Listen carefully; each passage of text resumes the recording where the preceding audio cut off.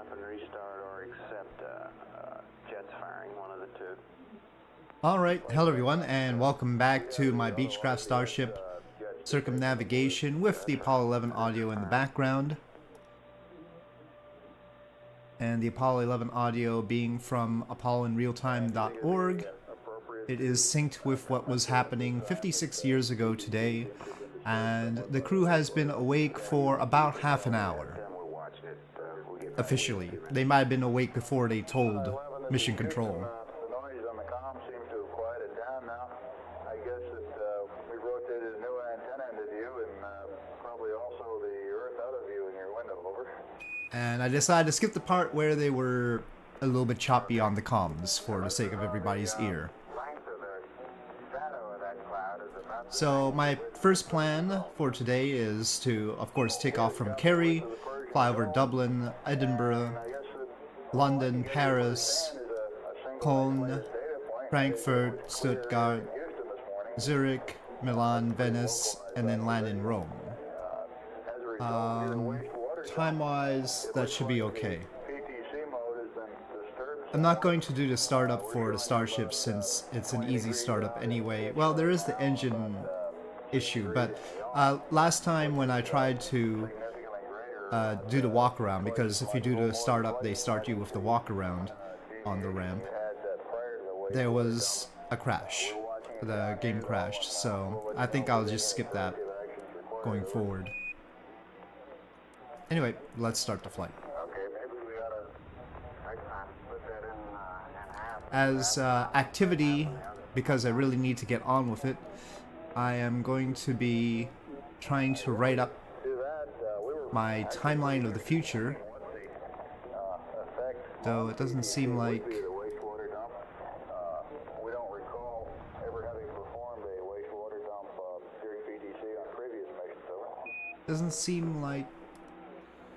it's being captured. Kerry Tower, Ray Eyes Romeo Alpha 412, ready for west departure at runway 26. Still not being captured. Well, I wanted to show what I was writing while I was writing it, but apparently it's not going to cooperate with me. We'll have to see.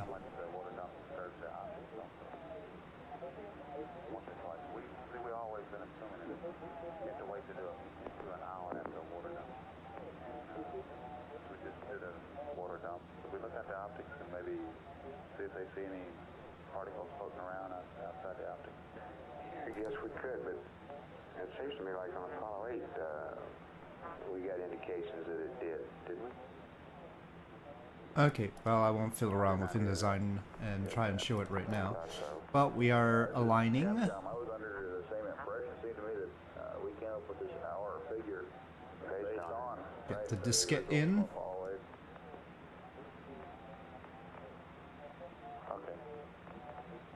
No smoking sign is on, apparently.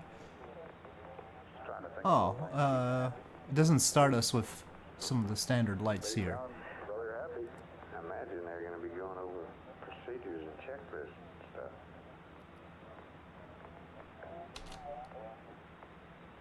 Always going over procedures and checklists and stuff.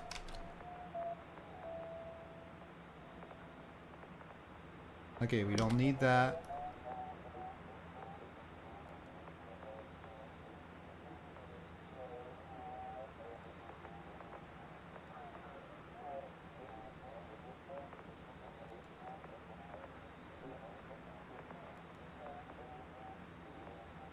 Okay, that looks like what I want. Flight GNC. This VR rate is, the rate is decreasing. We're hoping that we might turn the corner here. It's about 21.5 degrees right now. Is that the highest it's been? It's firm. Okay, good.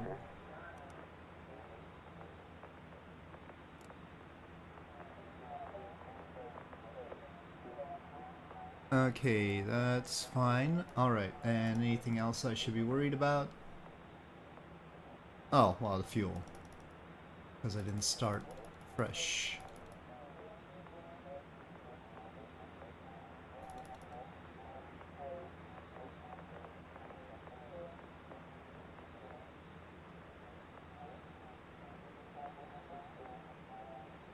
Okay, here we go.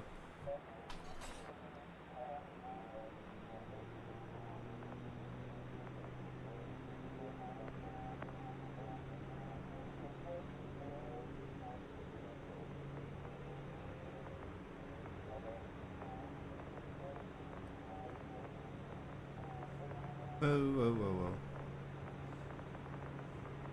Unfortunately, I don't have rudder pedals. I have just twist rudder on my control stick, so sometimes the rudder's iffy.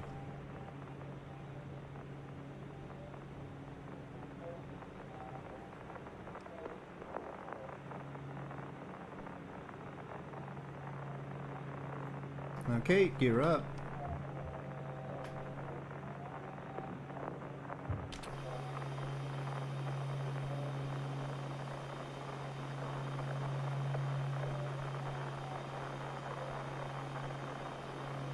I'll try to stay under the clouds this time.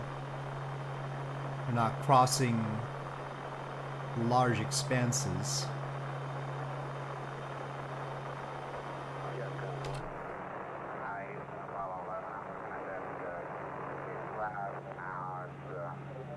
But that's gonna be hard.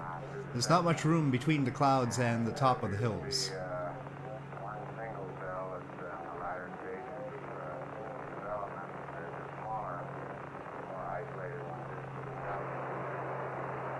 Oh no, they've got static again.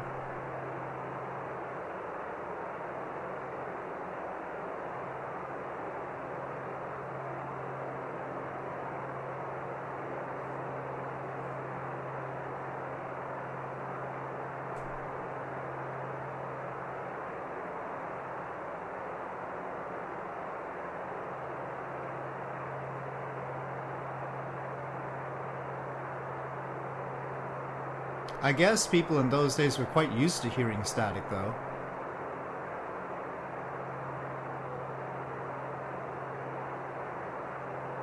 They seem to tease out what people are saying even in some really thick static.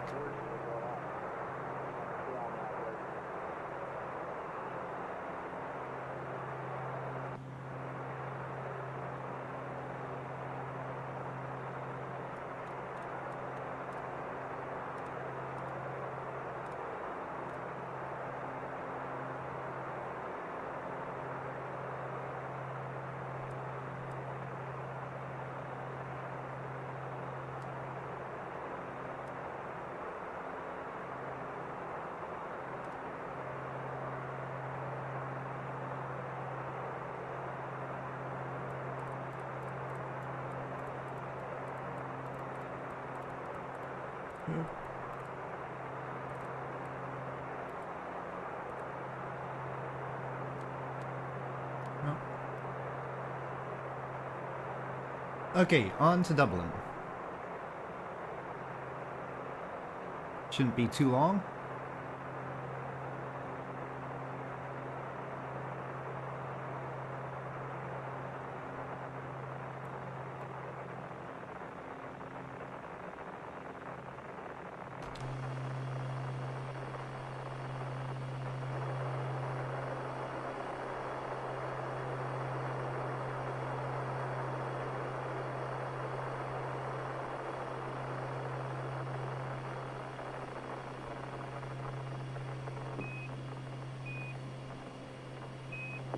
While I'm switching views on my second monitor. About the time you were describing the single cell cloud formation over Afghanistan, Pakistan area through the station, over.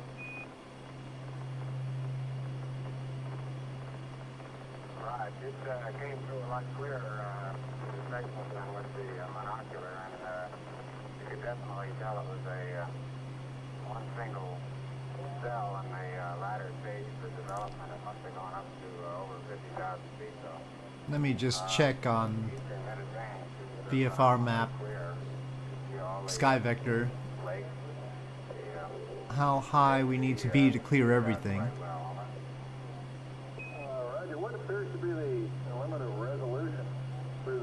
Seems like 3,300 feet will do the trick.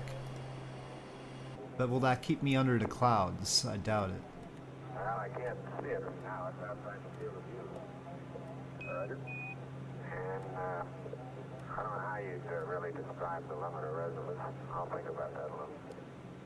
Okay, I guess the smallest object that you could pick out looking through it would give us a pretty good angle.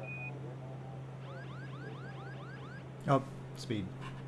Well, you can see the Nile River going almost up to its source. The lake is obscured by clouds. You can trace it all the way on up.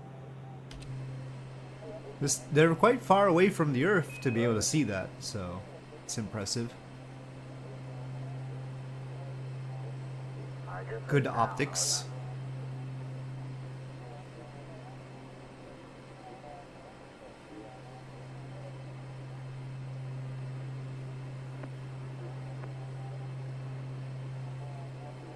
Maybe if I'm capturing the little Apollo in real-time window, I can't capture what I'm writing, so that's a little bit sad.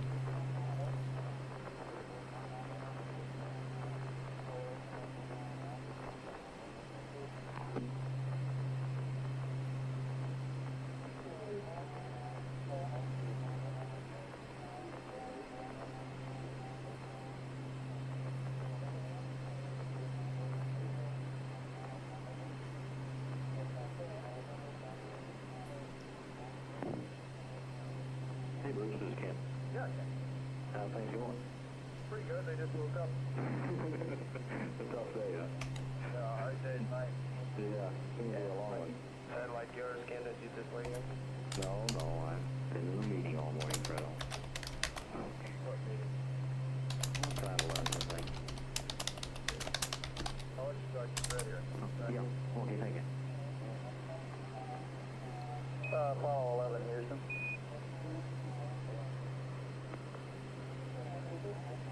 Go ahead, Houston.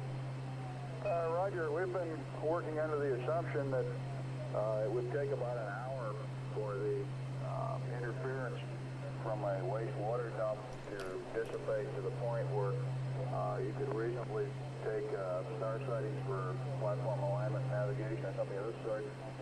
If you have a spare minute or two, could you comment on the observation conditions now? Over.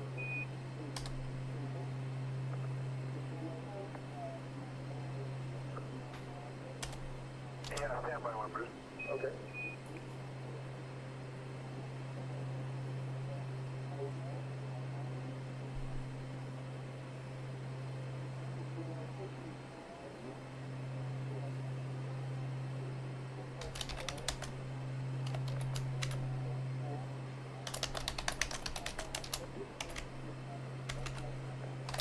I guess we've been in telescope is probably pretty useless, but you can differentiate in the section between water droplets and stars by the difference in their motion.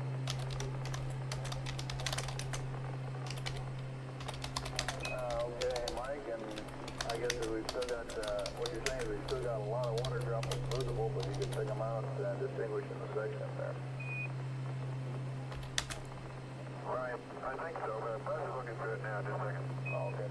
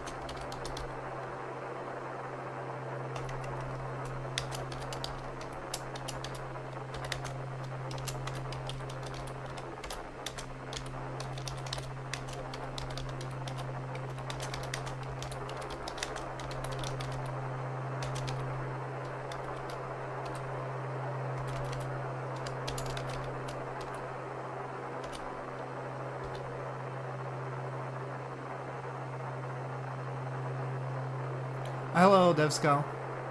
I'm typing up my future history timeline in the background. Unfortunately, OBS doesn't want to capture the program I'm typing it in for some reason, so we are currently flying over Ireland, flying from Kerry to Dublin, but my landing will be in Rome, so we're going to be flying a ways before landing and flying a sort of circuitous route in order to get to Edinburgh, London, Paris, Cologne, Frankfurt, Zurich, Milan, Venice, and then Rome. So I've got all that planned in.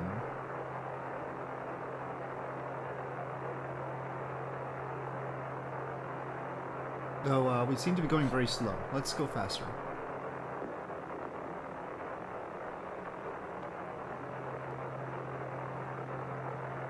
I'm trying to stay under the clouds this time so we can see the land.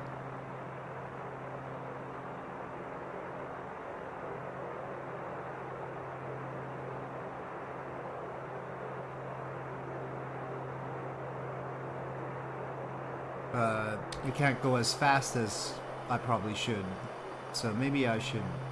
I mean, Ireland is a little bit boring. maybe I should go higher up. If there are other requests along the way, that would be good. I probably won't get to Rome looking at it. I think the plan... That's not what I meant to do, but anyway. Oh, now I'm going too fast. But on the main map, on the world map, it wasn't honest about my distance. Here it's showing my distance to be a little bit long, so...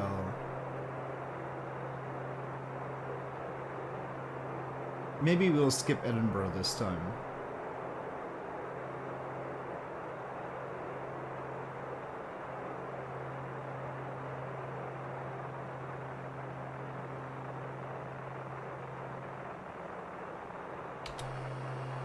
But I got nice scenery of Edinburgh Castle, so... I visited Edinburgh recently, so I wanted to stop by.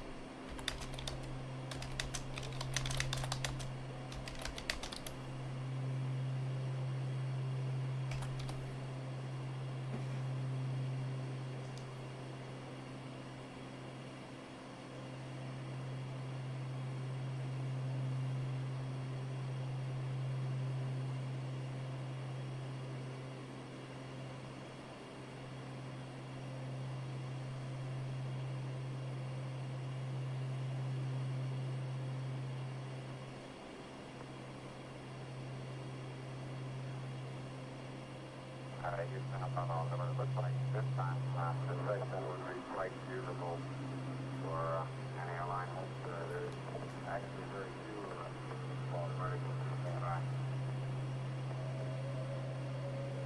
Roger, Buzz. How about the telescope? Is it useful now?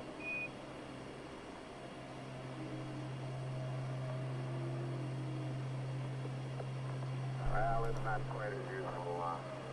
It never seems to be dependent on the position of the sun. It's got those bands that seems to go north to center. I don't think it's because of the wastewater particles that it would lack its effective power. Roger, what? Is this band something that's deposited on the outside of the optic, over? It's just a reflection from the sun. All right. Sun bounces off the lamp structure, but the lamp attached to that telescope is just about useless. Those star charts that MPAS provided us, I think, would be most useful if we had to use for some reason we had to mark through the telescope. We could use those as a guide for what we're looking at and say, well, that bright blob over there has got to be that star because that's the position we're in. But so far we've been, or at least I've been unable to pick out any change in star pattern while not with the lens using the telescope. This is Houston, we copy.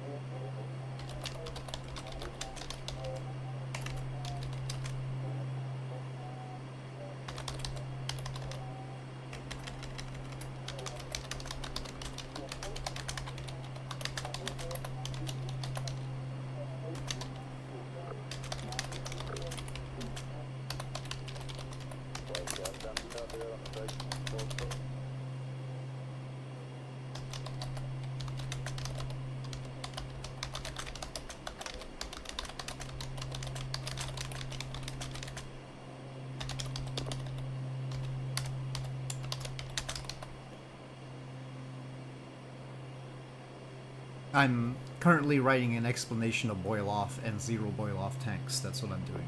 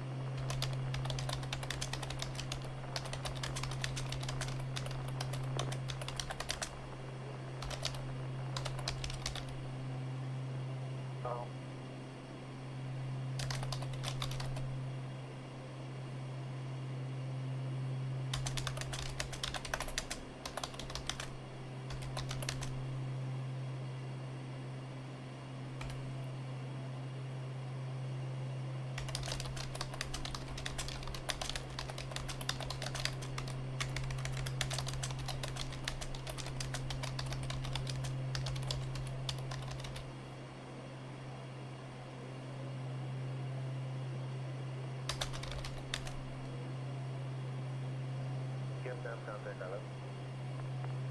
Go ahead, contact. Electric. Are you still monitoring that music is some kind of a voice on air to ground?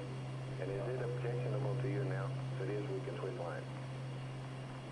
I'm still getting it. It's not particularly objectionable, no. No, if anytime it does become objectionable to you, like give it a yell and we'll change lines on it. Okay. Yes, sir. What kind of music are they hearing that might be objectionable? Okay, we've got 30-some degrees, like, still going up now.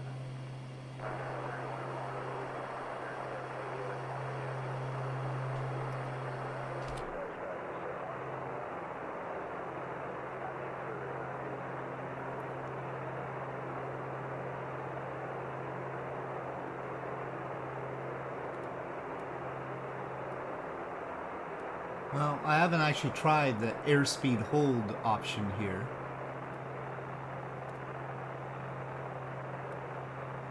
Maybe that would be safer. Let's see.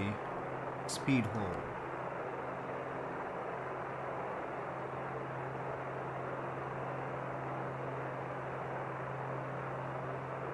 No, I think we need the flight director. Or... oh, that's not happening.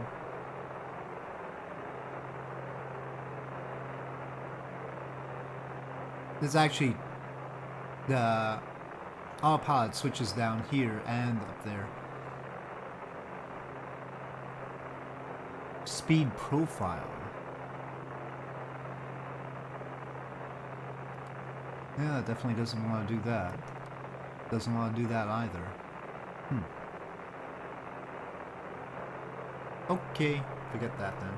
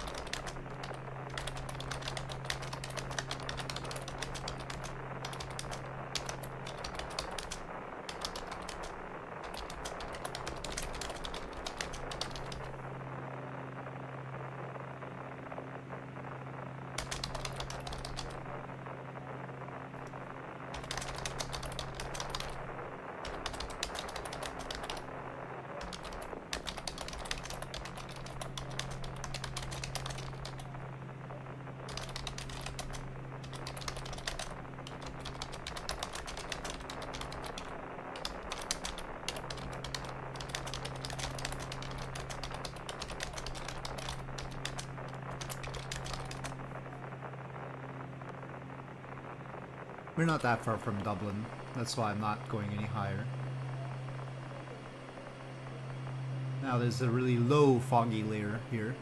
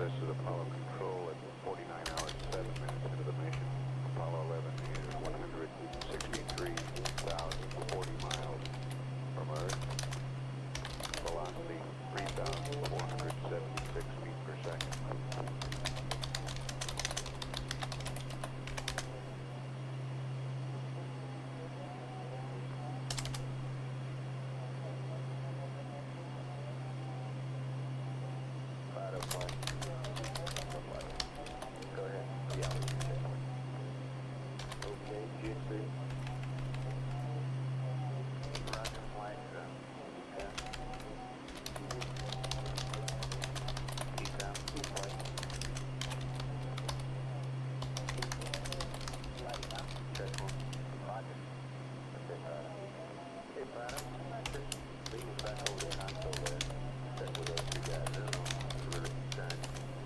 You're gonna do this, that's all. Very good. As long as I do that.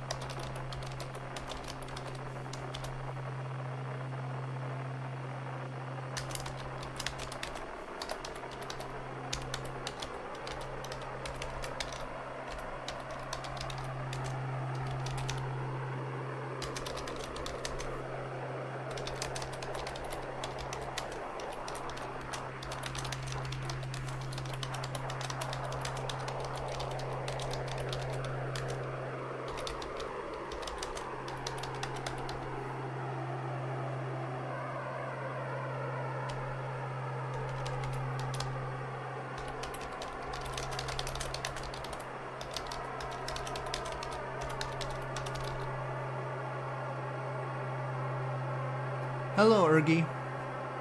We're flying across Ireland. I'm flying from Kerry to Dublin right now, and I'll continue through part of Europe. If there are any requests, tell me as far as places I should go to. I'm trying to stay below the clouds right now, not the most efficient thing, so that might, and I'm trying to keep my speed happy. We'll see where I end up. Right now I'm plotted ultimately for Rome on this flight, but I don't think I have enough fuel for that. So we'll have to stop by somewhere else beforehand. But while I'm flying, because I have it on autopilot, of course, in this case, I am also typing something up. So I'm doing some writing off to the side. I wanted to capture that so you can see the progress. It is space related. It is my timeline of the future, my future history that I've discussed in some videos, but well, InDesign does not want to be picked up by my OBS capture software, so I can't really show it for some reason. I think it's because I have the other window there, the one that's capturing the Apollo 11 audio. So that's apolloinrealtime.org, and they're on their third day on their way to the moon. Just in the morning, they have they're awake. They've been awake for about an hour. Is the current situation. This town we're flying over right now is actually pretty close to Dublin. This is the outskirts of Dublin. So this is Adamstown. So Dublin, as usual, has an overcast. I'm gonna take manual control here.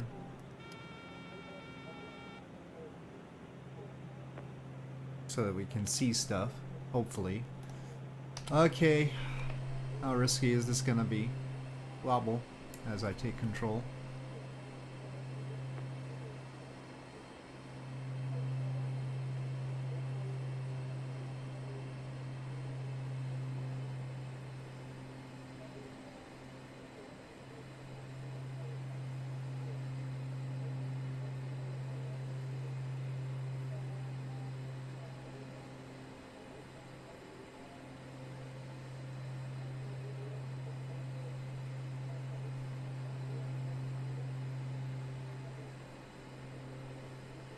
Such clouds, Dublin.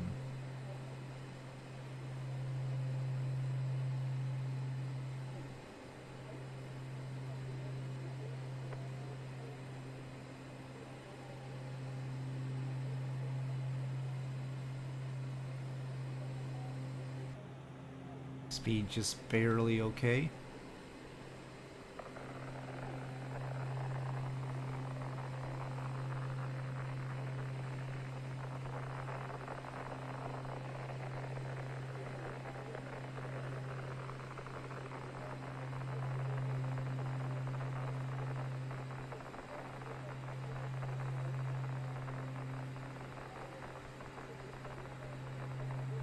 So there we are, Dublin. Does it really have to have those smokestacks right on the waterfront there? Somewhere around, one of these is Dublin Castle. Is that Dublin Castle with the little bread thing there, or? I don't know. But Dublin, it is a photogrammetry city, so it's high detail. Don't know about those smokestacks though. That is a stadium.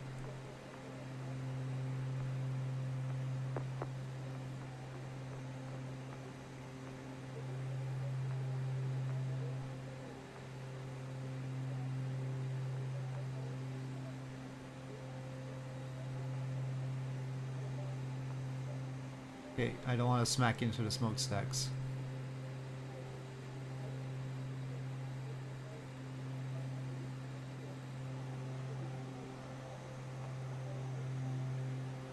Okay, well, we will continue though.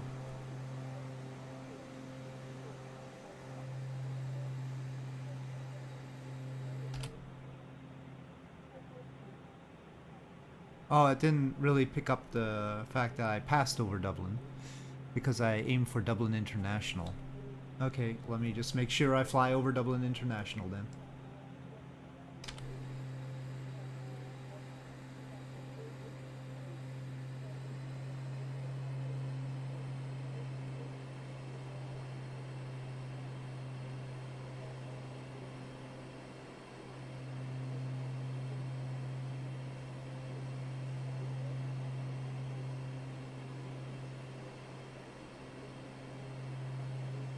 Interesting little place right there.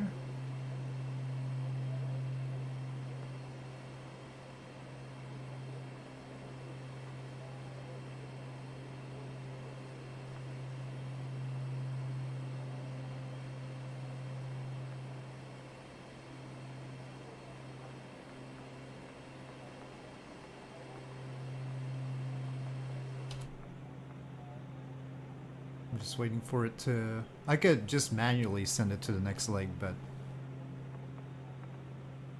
We'll do it like this.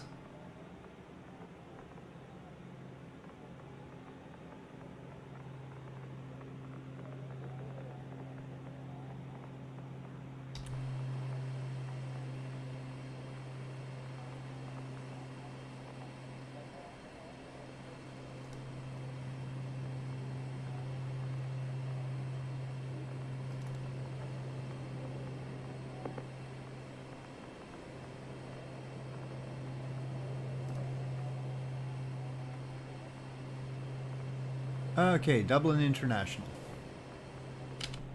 Satisfied? Still not satisfied? Come on. 1 mile is pretty good.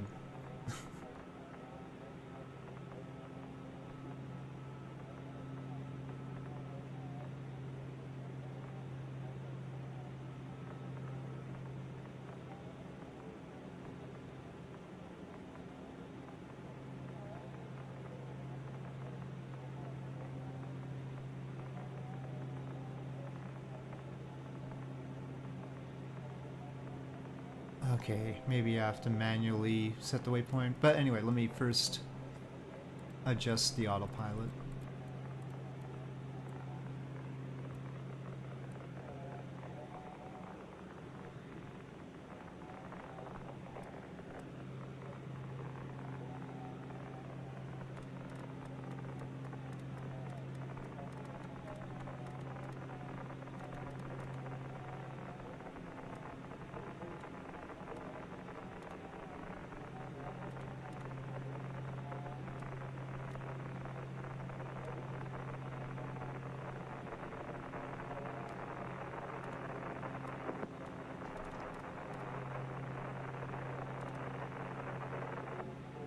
Okay, well, it looks like I'm gonna have to move on to the next lake myself.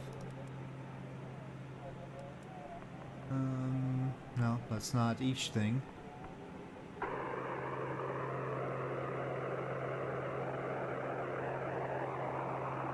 Nope.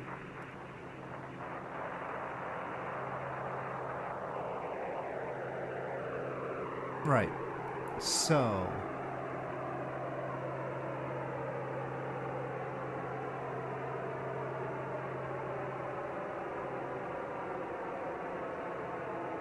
how do I next waypoint this thing?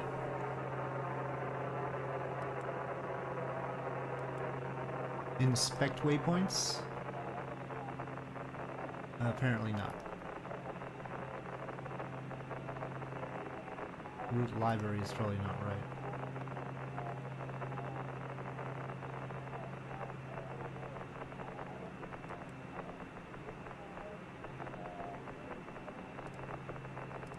Radar tilt.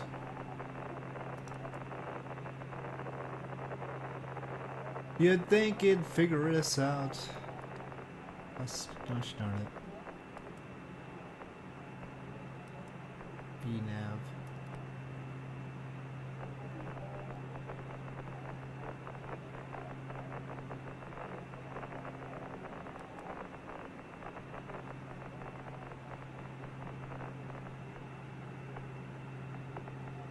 Could look at the manual.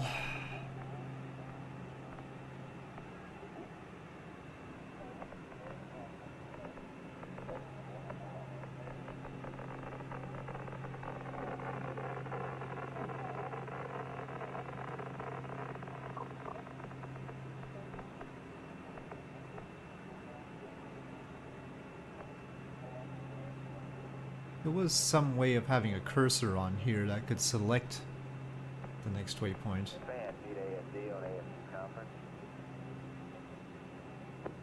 It's not really what I want.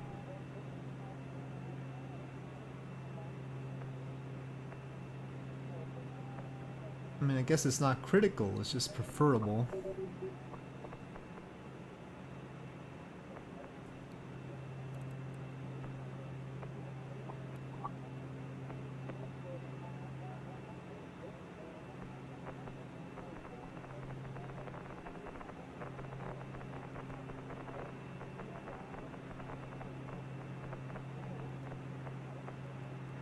Selecting those doesn't help. Auto leg. Yeah, well, I had auto leg, but maybe I should manually leg. Advanced waypoint. Okay, fixed it. Alright.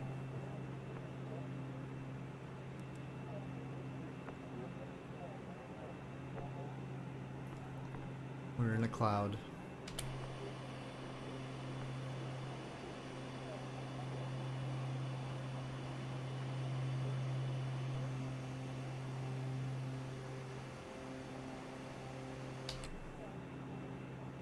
Not much to see.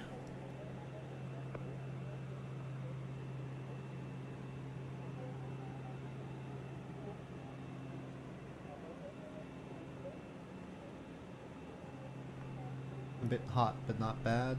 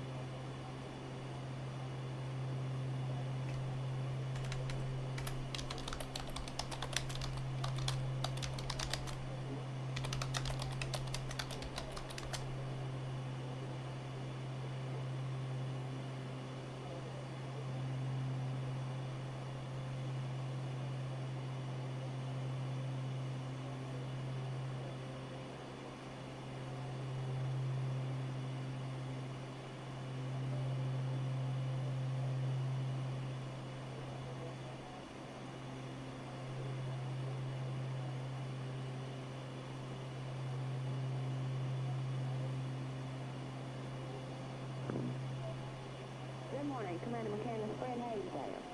Yes, yes. Ma'am? You may. Thank you.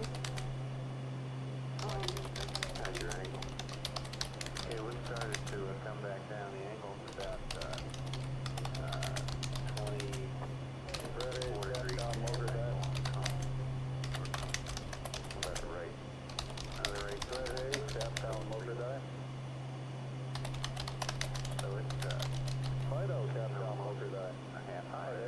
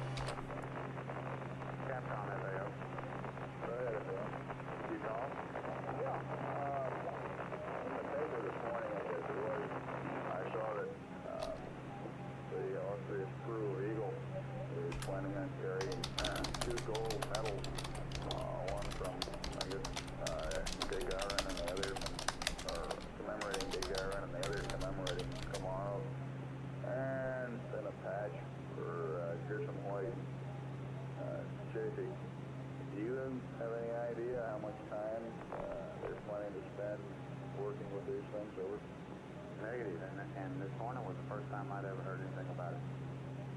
Roger. Thank you. Well, we're above the clouds now, heading to Edinburgh. About it or something, but I don't know anything about it. Okay.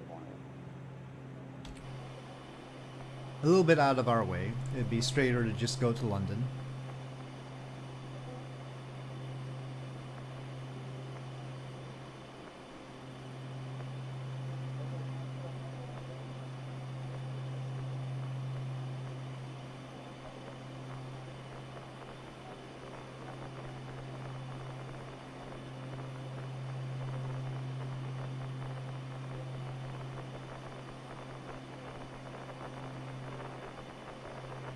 Hopefully there won't be so many clouds over England.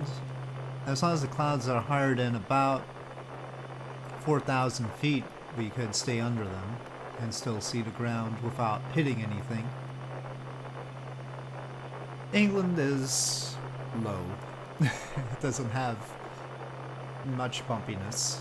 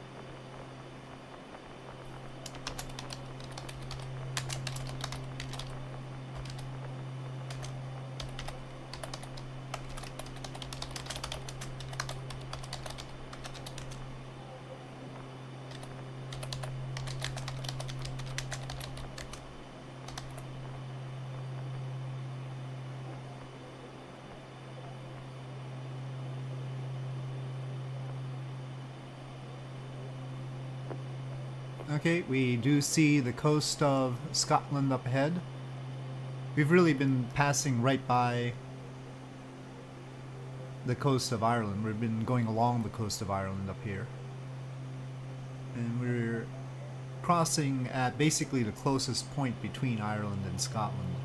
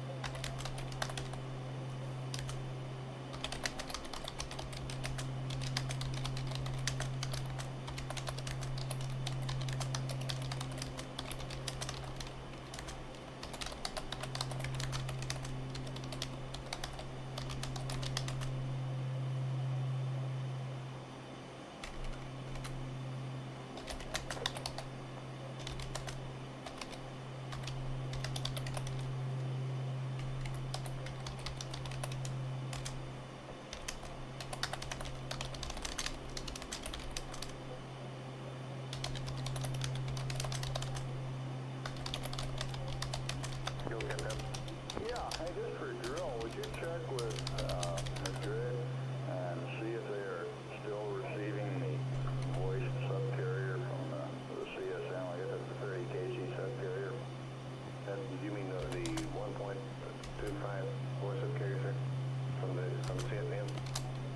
Yeah, the voice subcarrier. That's I thought it was 30 kilohertz. No, that's the uplink, sir.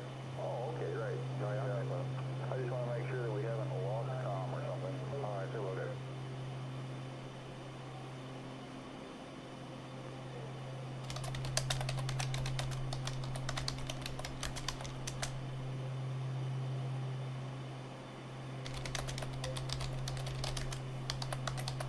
Can't have contact. Yes, indeed. Right, they say they are still receiving the subcarrier, sir. Okay, and tell you what, at least while we're on here during these periods of low activity, if we have no translations, if you could give me a yell about every half hour, so we still have the subcarrier at least, I'd appreciate it. All right, sir, will do. We'll put that as a note to the rest of the contacts, too, sir. Okay.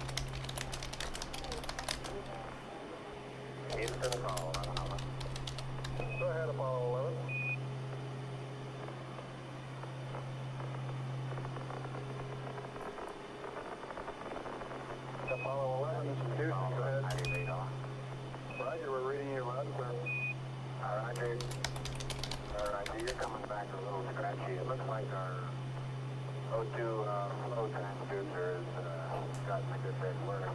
I just looked at it last water 300 cycle and it's just fairly registered, fairly crept up above point zero. Roger.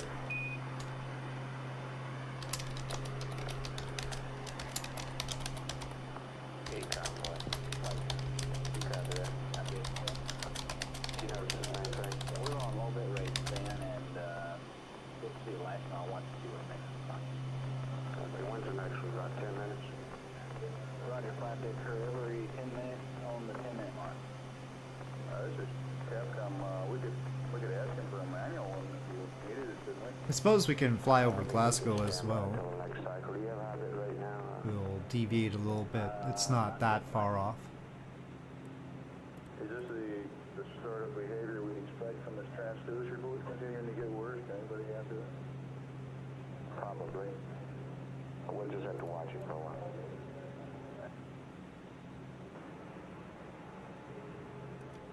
11, this is Houston. At the time of your cyclic accumulator stroking, we were on low bit rate data and consequently not receiving the O2 flow parameter. Oh, I thought we were at 13,000 exactly. What you're seeing is probably nominal. That is probably what we would expect from a transducer that's malfunctioning in this fashion. It's probably just going to keep on getting worse like that. Nothing to worry about. We'll monitor things. Hello, Sheebs. We're heading to, well, we're not stopping at Edinburgh, but we're flying over a whole bunch of cities. So right now I'm aiming to fly over Glasgow, Edinburgh, London, Paris, Cologne, Frankfurt, Stuttgart, Zurich, and then heading down. We'll see how far I get on the fuel, and I'll land at wherever I think I have to land, basically. I've plotted it out to Rome. So right now, according to the little schedule there, at this speed we would get to Rome in 4.5 hours. I mean, I don't think we're going to get all the way. We are over Scotland, headed to Glasgow and Edinburgh.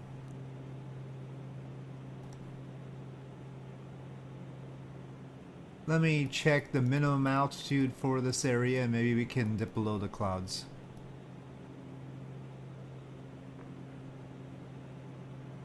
If you don't already know, there's a website called SkyVector, and it has maps that have little numbers on them. These are typical VFR maps, and the numbers tell you what the minimum altitude, or what the required altitude is to clear everything would be, so that you don't accidentally hit a mountain. It looks like, let me check our flight path.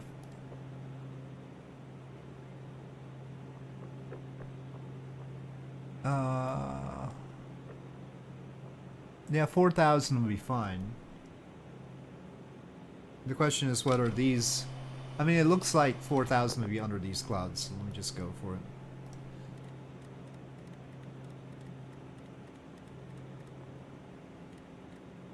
But I'm typing away while doing this. I'm writing stuff. So you'll hear the clickety-clack of my keyboard. It'll be very ASMR or whatever, but not really because of all the other noises.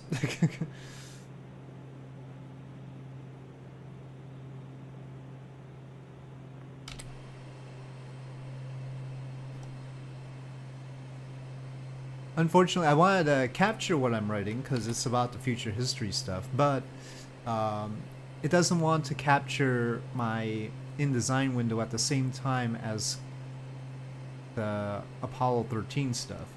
So I try to get rid of the Apollo 13 stuff. Will it, or maybe it doesn't even want to capture it anyway. Yeah, I don't know. It's not cooperating is all I know. Maybe, let's see. Yep. So I wanted to show what I was typing, but I can't.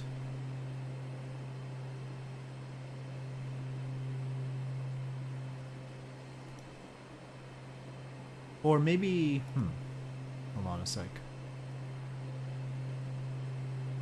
Okay, so okay, now we can see both, but it's probably too small font anyway. So anyway, I've been describing zero boil-off tanks. This is the very beginning of the timeline, the full version. I've explained what zero boil-off tanks are. And then I'm moving on. But yeah, to avoid clutter, I'll just get rid of that. So now I've figured out what was going on, but we'll still keep it less cluttered, I think.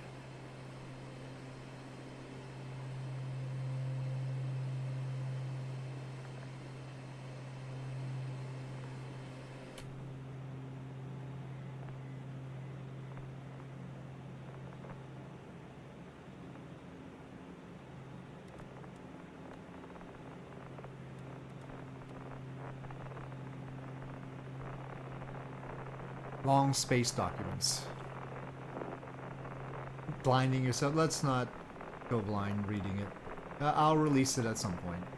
It'll be much longer at that point, so it'll be better. Maybe with pictures even.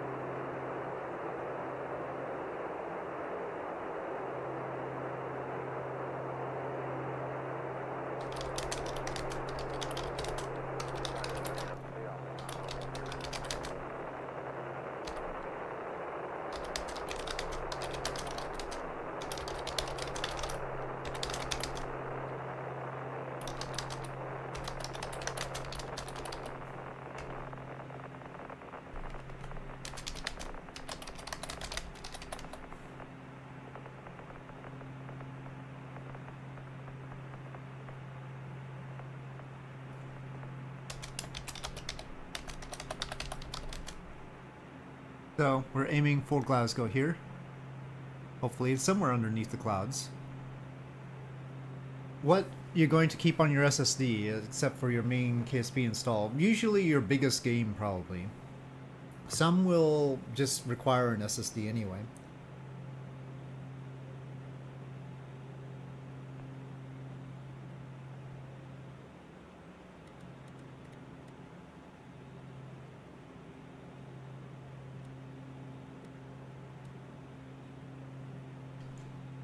Okay. Oh, we've got some rain. Well, don't get to use the windshield wipers nearly enough. They've misspelled wipers, though. Black square.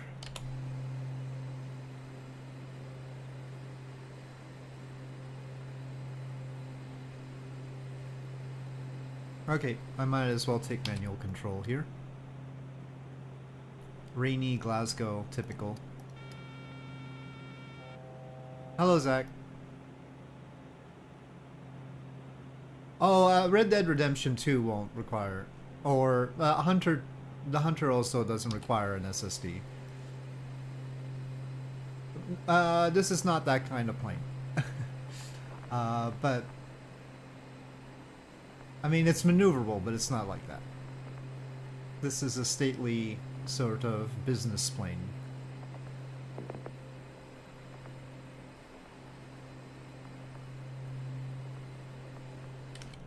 It's even wagging its head saying no.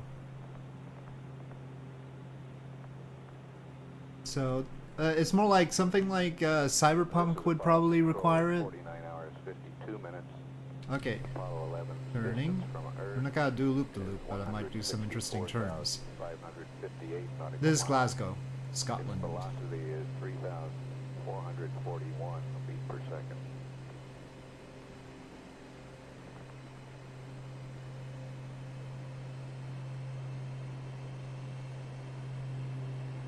I have not been here.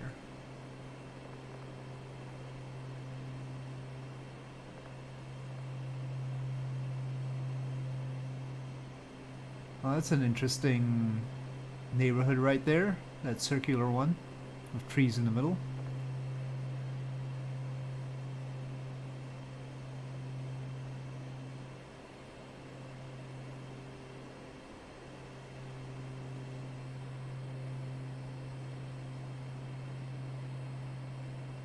Railway station.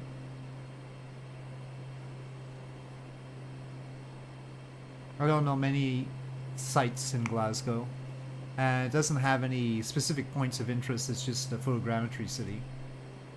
Looks nice overall.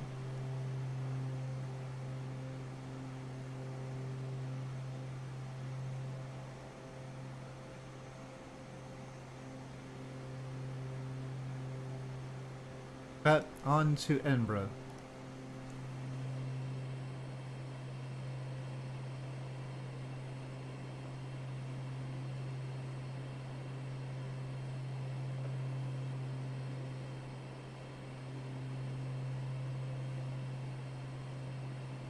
All those cars down there have people in them who's, well, I mean, if only we could merge city skylines with MSFS, right? I mean, then we really have little people popping out, like in city skylines.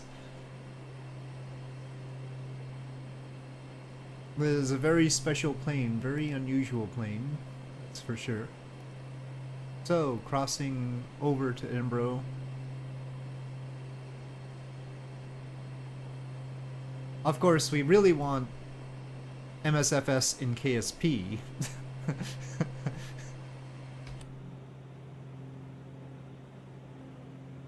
Okay, I don't need the windshield wipers anymore, I don't think.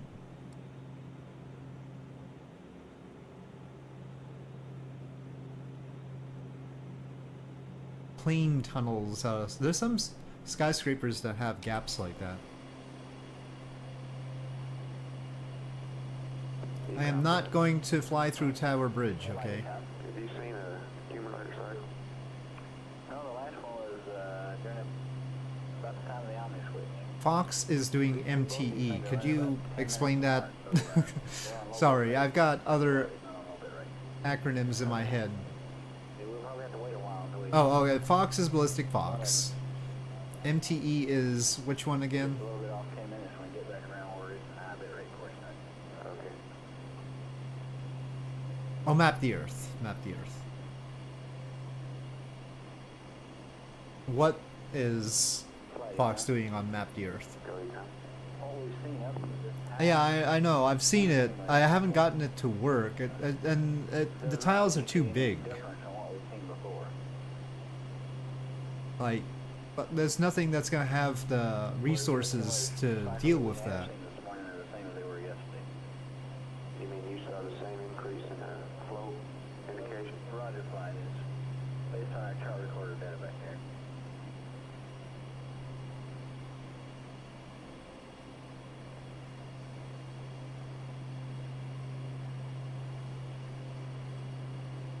Flight account. So, you know, Okay, that's it's sort of academic. no change in it. We are going to look at it as soon as we can get it.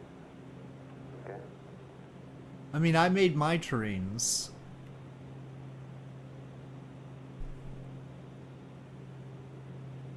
No, not much of an issue, no. The good thing about my terrains is they're small. They're not that big.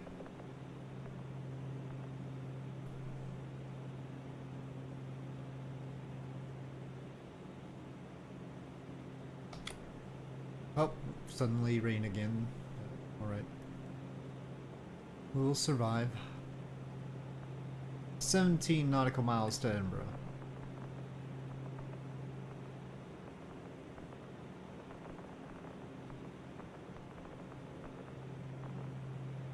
Kuru's not that, but Kuru there's no good scenery for anyway. There's just nothing available as far as good satellite imagery.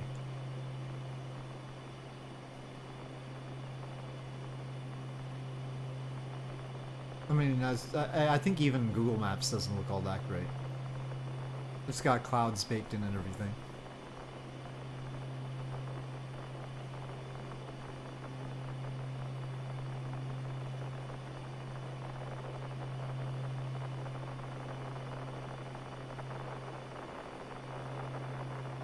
Rainbow. Not Ireland, though. When you get a chance, could you step up here and go over some of the checklists with your, and do you have Well, the Cape is covered by others, not me. Roger. Uh-oh, too fast.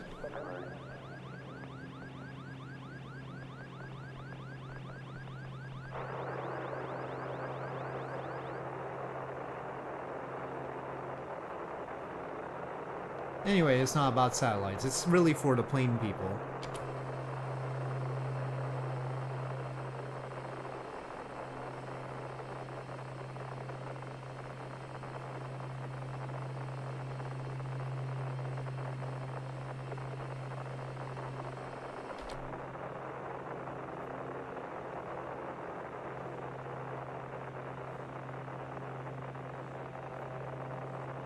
PA on network, on level.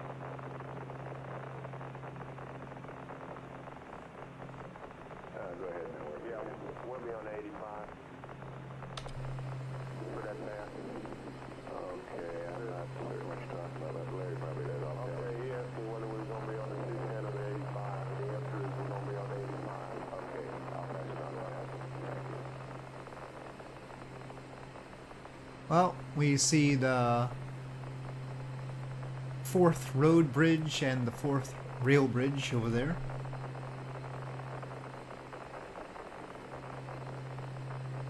And the Queen's Ferry crossing.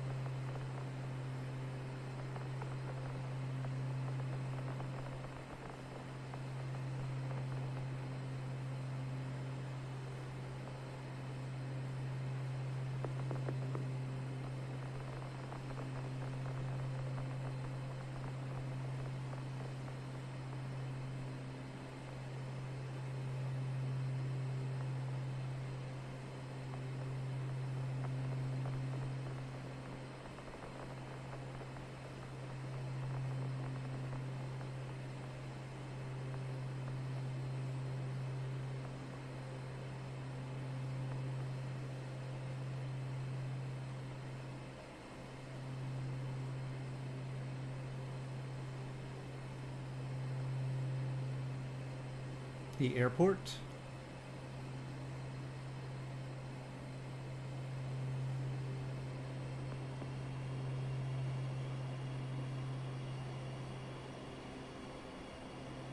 No, let's not do anything dangerous around here. Interesting little blue building there. Spiky building.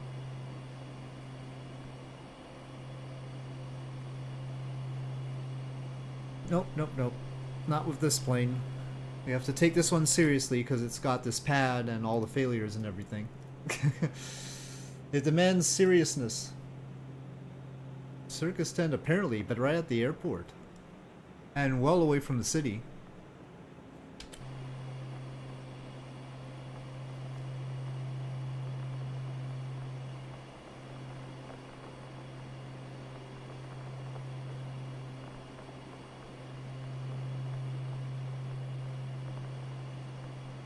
So Edinburgh I've been to.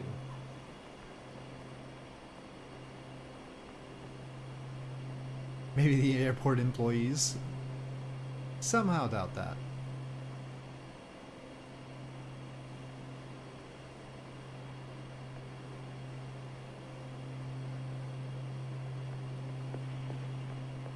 Stadium.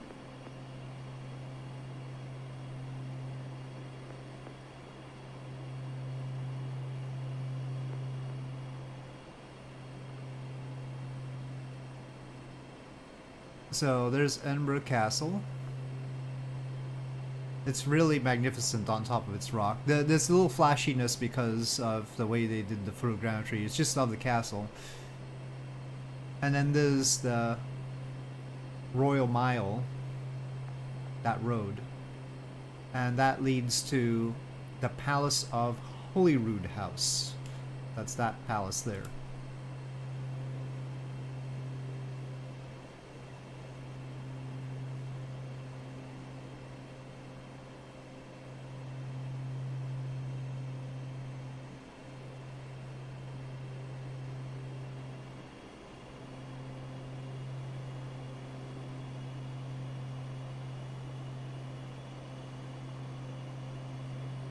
So then there's this hill, and I went up this hill, and there's Carlton Hill here, and it's got a bunch of monuments, including National Monument of Scotland, which is that unfinished sort of structure there that looks like the Acropolis.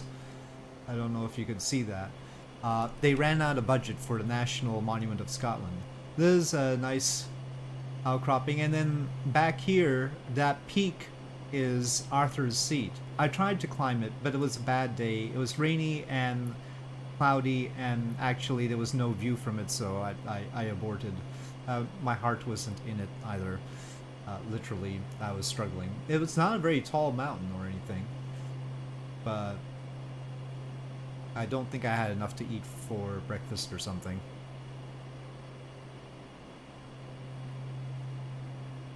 I should have probably just climbed the cliff part. I think that's an easier climb. Trying to go up the peak was probably overdoing it. I think the path, I really could have used this view. I didn't really know how best to go up things, and this looks like a much nicer path to that cliff edge than the path up to the peak. And also, I think the path I took up to the peak was not the easiest one. Yeah, Edinburgh is pretty well situated with its rock that the castle is built on. Apparently, or I don't know if the claim is true, but it's the most attacked castle in Europe. Edinburgh Castle.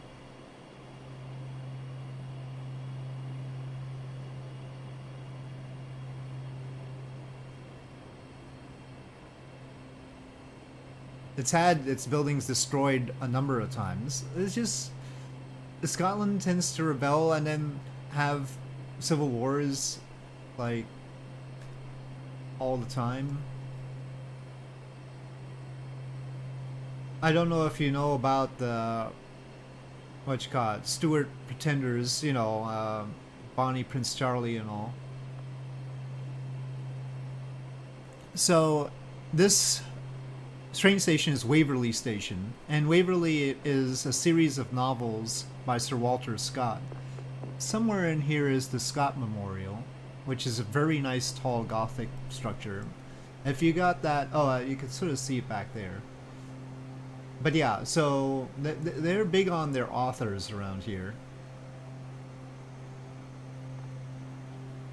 They've got their most prominent memorial to Sir Walter Scott, the author. I've only read one of the Waverley books, and that's Ivanhoe. Read it when I was young. Okay, that's enough Edinburgh. On to London.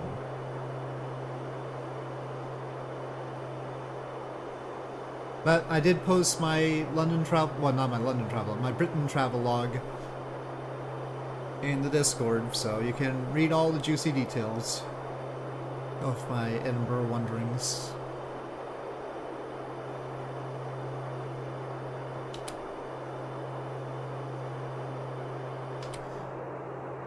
Okay, once again it didn't pick up that I want to, well now I'm on manual leg anyway, so how do I do this again?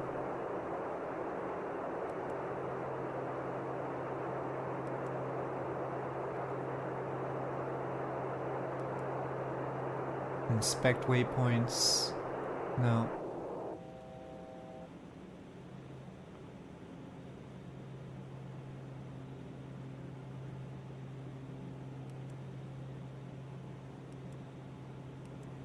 Oh, manual leg. Okay, advanced waypoint. There we go.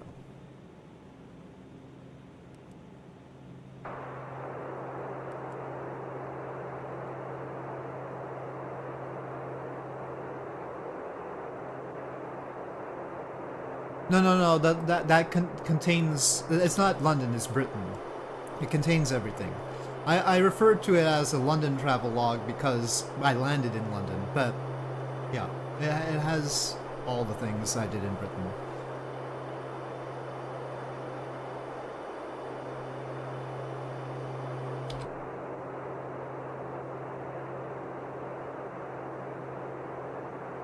Okay, so 156. Well, this is gonna be a while, so we should climb.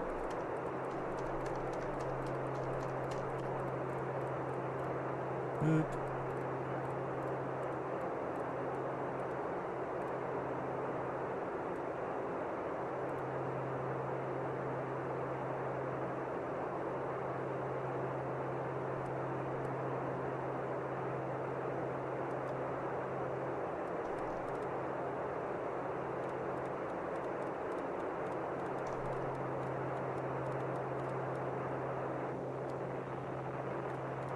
Don't go down so much.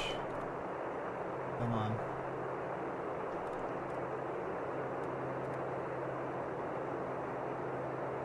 Lots of stuff in London, that's for sure.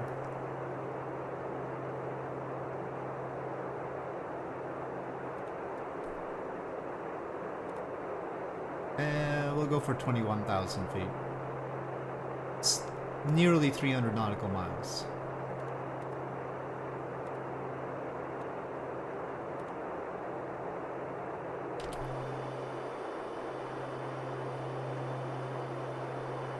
They've discovered static again.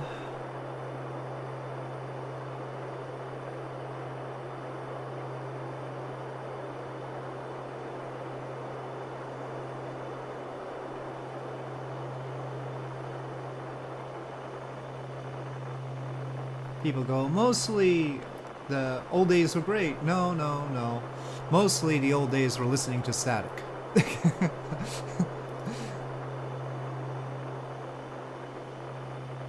That's what it was all about. Static. Lots and lots of static. That's what I've learned from listening to the Apollo 11 tapes. Well, I mean, to be fair, they're just on their way. There's not a whole lot for them to say or do. They just have to hang out on their way.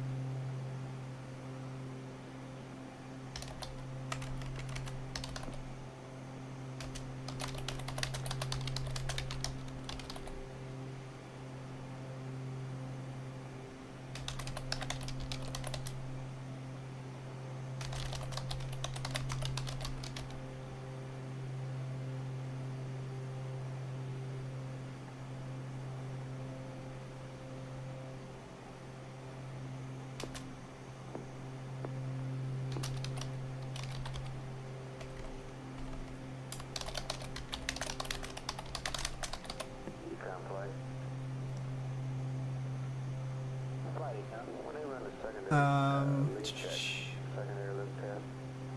So they turn the Well, there's the next official utterance from Apollo 11 being in 31 minutes, but we do hear the mission control audio in the background there.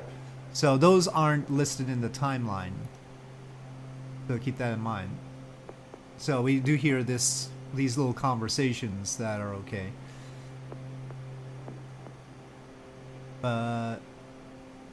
Chatterbox about how pretty, well, they wouldn't send you on the mission then.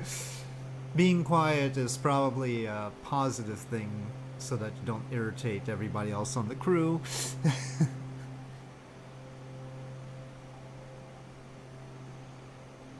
Or something in between. You're really eager for Project Hail Mary, huh?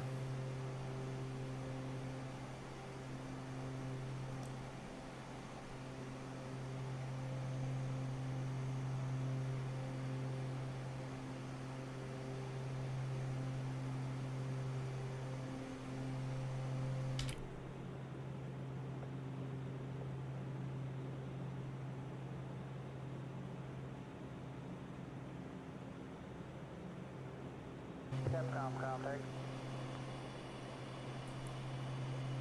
Well, I'm pretty sure there's not a whole lot to see down there, except for farmland, so... Capcom contact. There is Durham Castle somewhere, probably. But since I'm trying to type stuff, trying to aim for everything is probably going too far. I wonder, they have Durham Cathedral.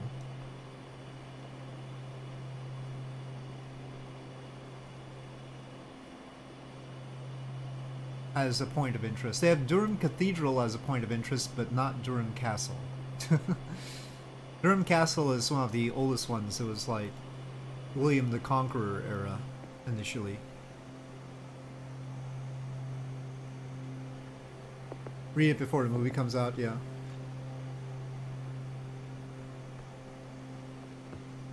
Well, you could probably have selected the option to have them both arrive at the same time or something.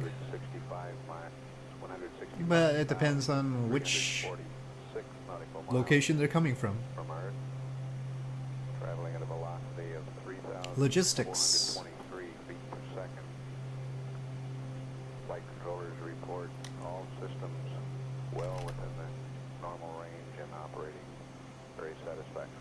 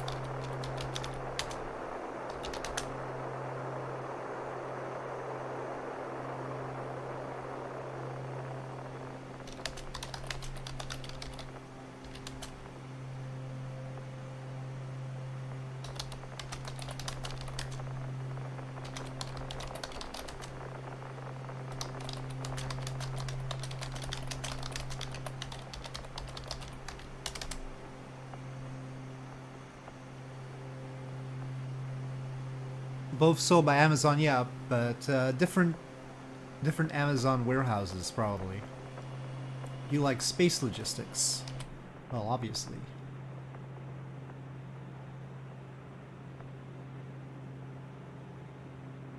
Well, you like space logistics until you're responsible for it.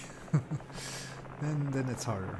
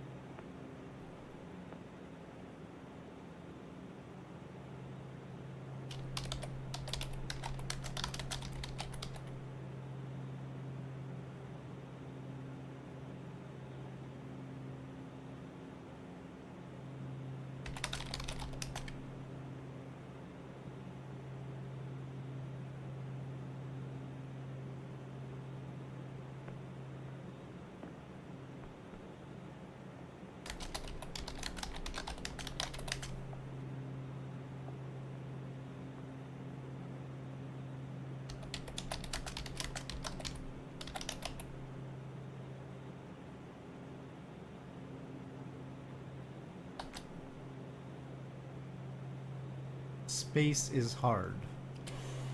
Not that again. Cliche! Let's not use cliches all the time.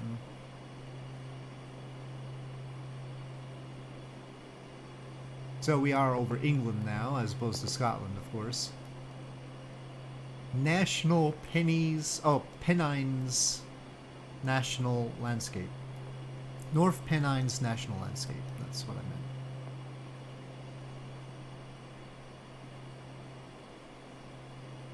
The medium of space is difficult to traverse.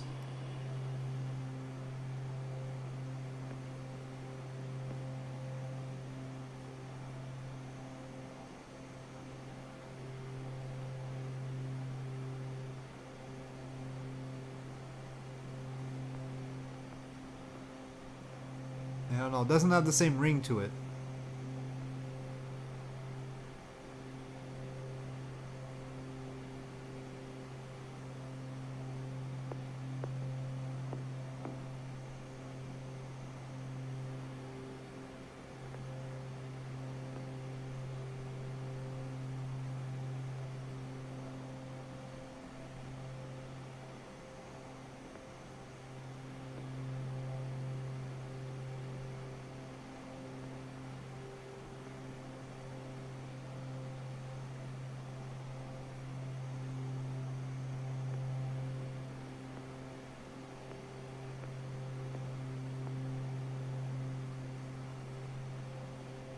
Watch out though, if you boost your word count like that, they might think you're AI these days.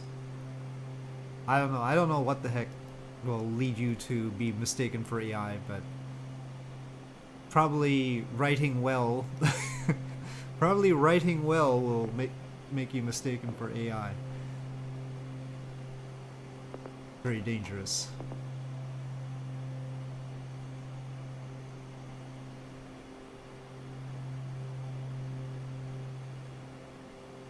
You must make regular grammatical mistakes.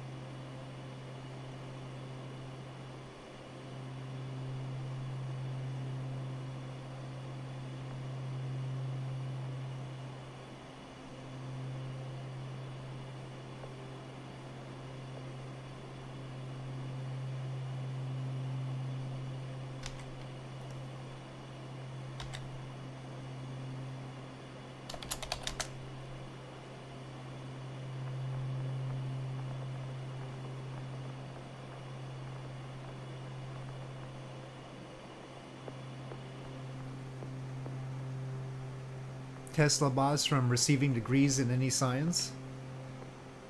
Oh gosh.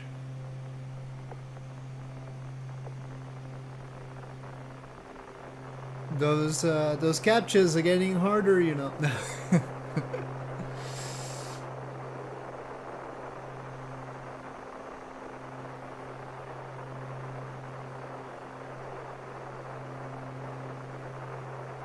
Eventually we're gonna get captchas where like most humans aren't gonna be able to solve them.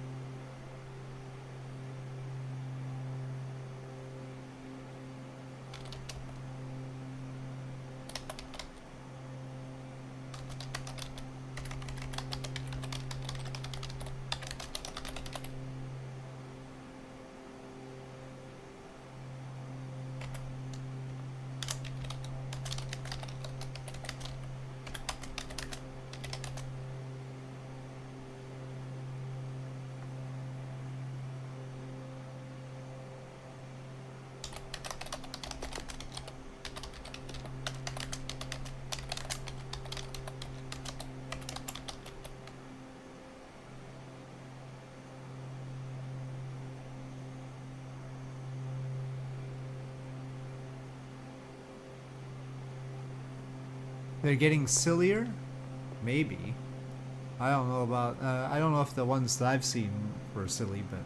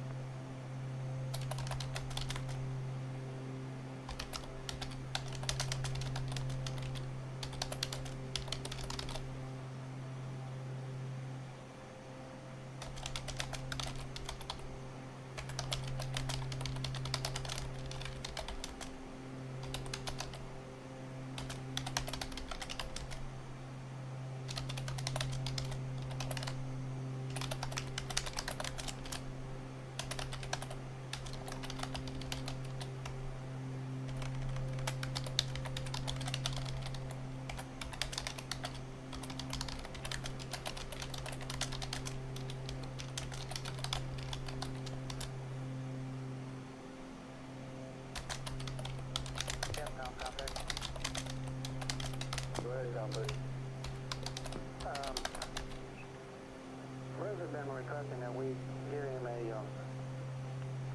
downlink subcarrier reading. Uh-oh, fuzzy down there. Come on, keep up. Yeah, I guess I'm the one that requested it. Okay. We're 166 nautical miles away, about half an hour. And still got a good downlink for subcarrier. Still there. Okay, thank you. All right. Camp Contact. Go ahead. Okay, on this other thing that we were talking about earlier, dual air to ground during the lunar stay. Correct. Okay, I talked to the telemetry people, and they say that at that time, that the only way that they can get biomed down is from the active site itself. Oh, okay, so what you're telling me is that if we tried to split, we'd lose biomed. About 2.5 hours of fuel left. I guess you probably better stick with the procedure that we worked up where we disable at the site. Oh, right, sir. Thank you. Yes, sir.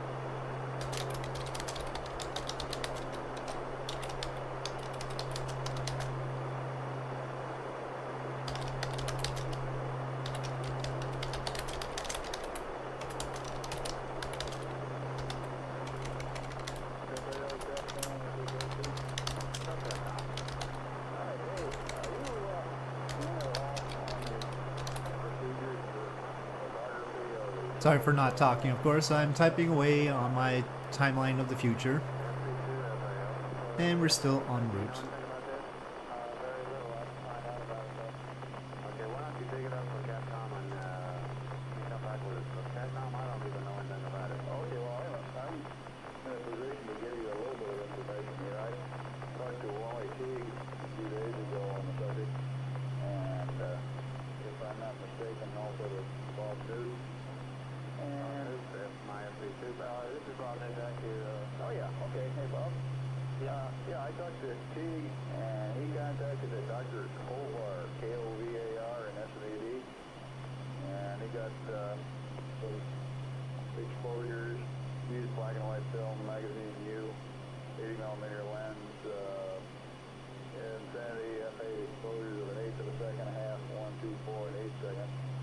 And I understand we had a procedure worked up for Apollo 8, one for Apollo 10.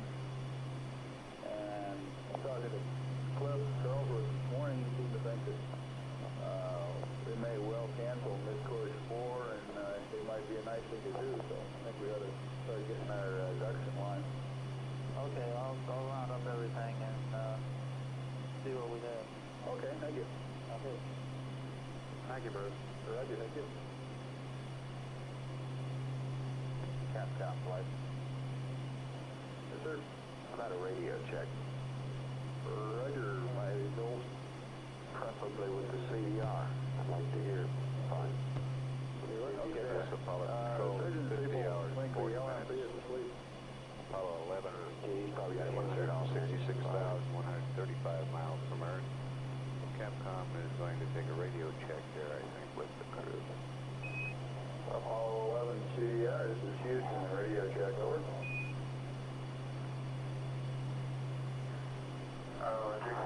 CDR loud. Roger, we're radio, same up. And would you check with FAO and see where that erratic sheet is? We haven't been able to locate that. Roger, I understand it's supposed to be the fact page in Buzz's operation checklist. Okay. FAO is the Flight Activities Officer.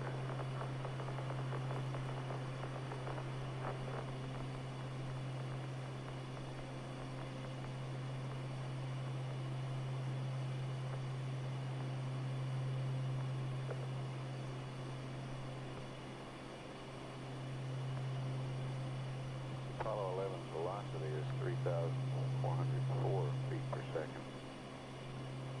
Spacecraft's still in the passive thermal control mode.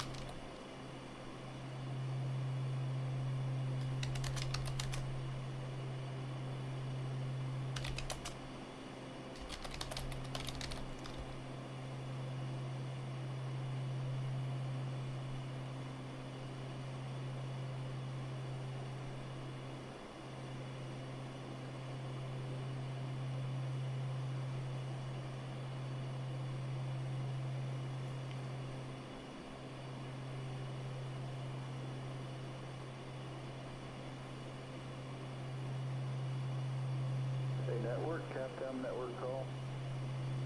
Capcom network. Yeah, what's this word that is being put out about the TV test? What would? Ecom over here is saying that the TV has been rescheduled for 56:30. Yeah, I think yesterday, Bruce, when we were going off shift, the crew said that if we wanted, they'd bring in, if there was enough extension on that TV camera cord, they'd bring it into the LAM when they crawl in there and fill it with pictures. Okay, now, we're still planning the one that runs from 58:15 to 58:30. That radio check was So this is what we're doing. Hello, Devscow. I don't know what you're saying, but hello again. Yeah, they're gonna... Working on a space tourism vehicle that hopefully won't get the crew killed. Well, that's ideal for the You're just going to be standing by with... space tourism vehicles, for sure.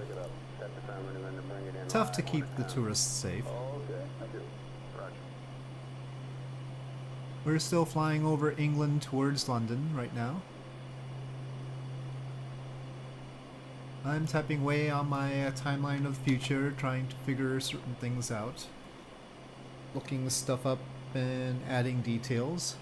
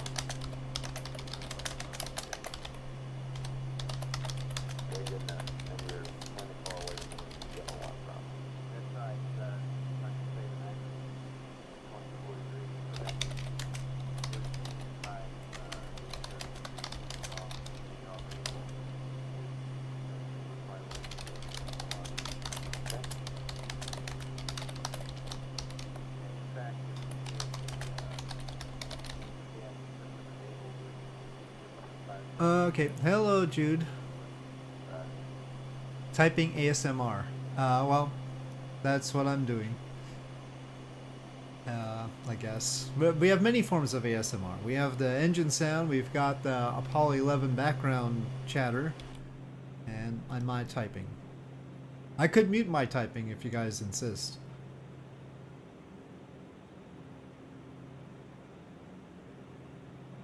Okay, no problems.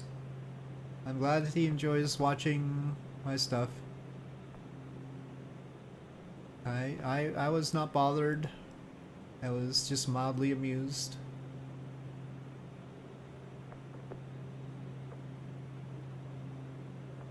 Cancelled Starship due to old and outdated car. Oh, this Starship, obviously, you mean?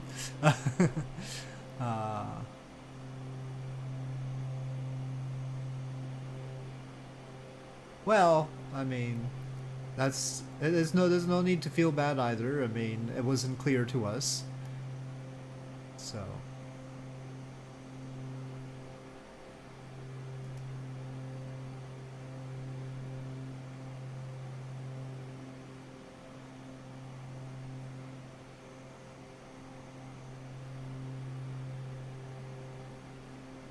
And there are a lot of languages that I do not understand, so there's that too. But yeah, it was too expensive though. Well, thanks for the clarification, son of Devskull. This is Apollo Control at 50 hours, 53 minutes. I don't know if it was carbon fiber structural regulations, but yeah, there was a lot going on with this plane, and it just couldn't compete with the business jets. It just wasn't fast enough. I mean, even if they didn't have the regulations. Colonel Frank Borman will be in the building. Stroke for 10 minutes? Well, no explanation was really necessary. Repeating an important Just watch and enjoy. I see that that's what's been going on. Alright, interesting. I don't know much about strokes, admittedly. Thankfully.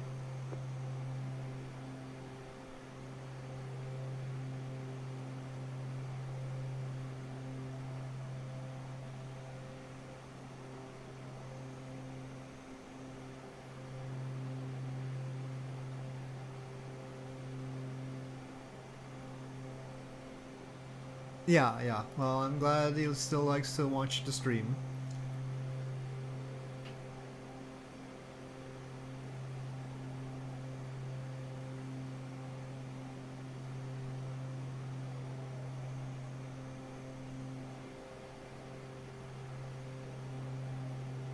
Tempted to make an SSTO out of it? Out of Starship? I don't know. I don't think it has enough room for fuel like that. But you could make a space plane out of it. That you can do.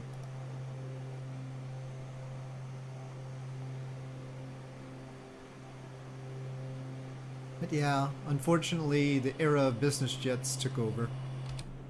They became affordable. It was sort of caught, just like some prop liners were caught by the rise of the jet airliners. Looks like it. Not stuffing the cabin with fuel. Well, I mean, if you make it look like it, there's still not much. There's a lot of wing and not enough body.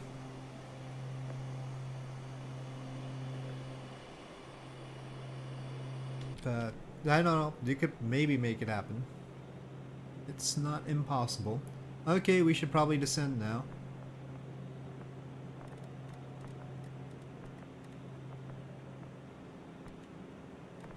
Calling Network. Kind of warm in here, isn't it?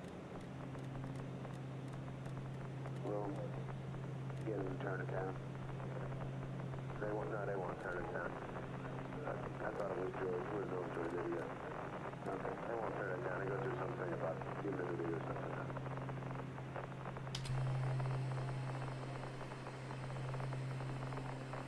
It'll just look nice. Well, it certainly looks nice.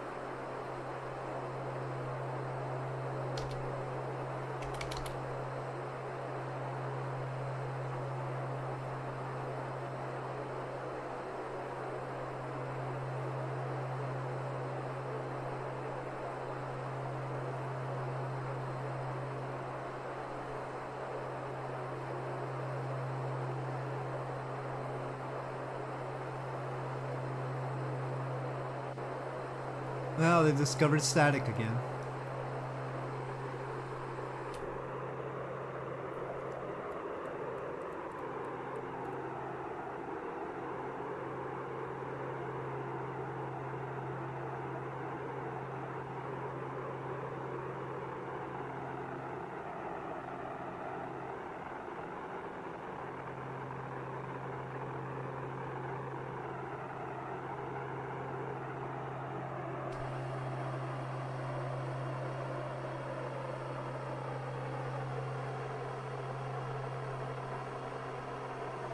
Okay, well, what is that river to our right, or left, sorry.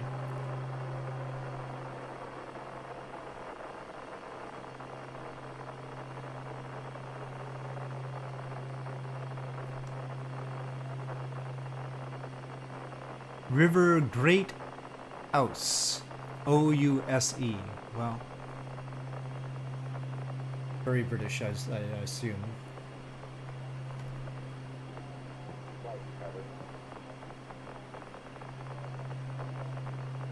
Oops.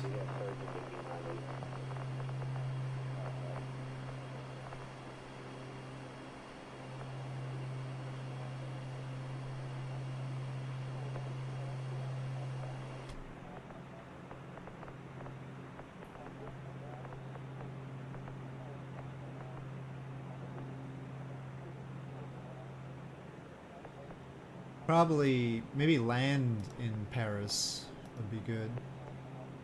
We'll see. Maybe Cologne. Seems pretty cool.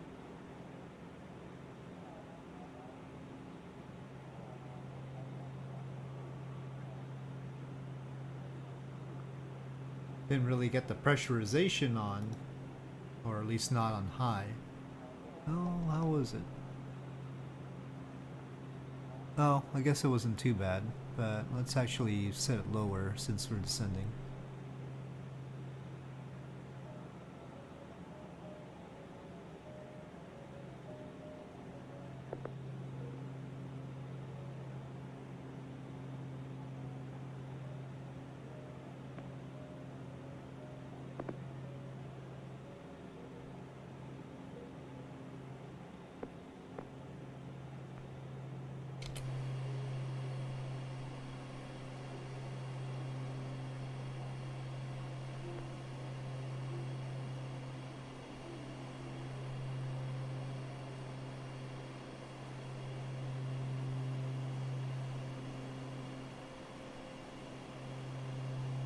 You can sort of see the markings of an airfield there. That's Hinlow Air Base. Suppose it's more of a World War II leftover.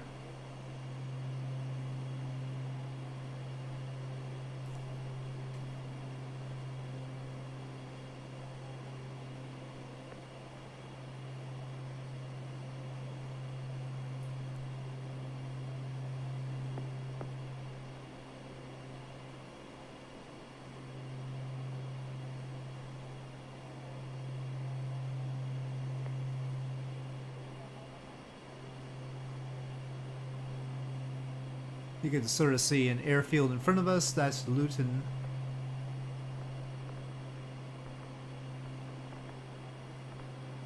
EGGW.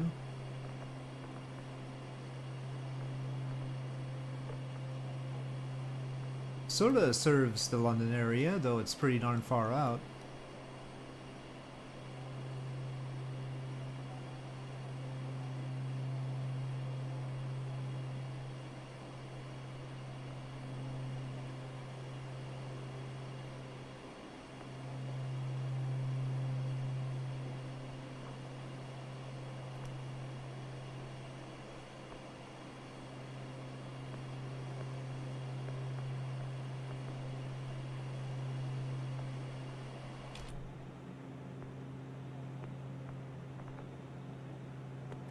You love the farmland. Well, it looks better than it's looked in previous flight sims, I'll give it that.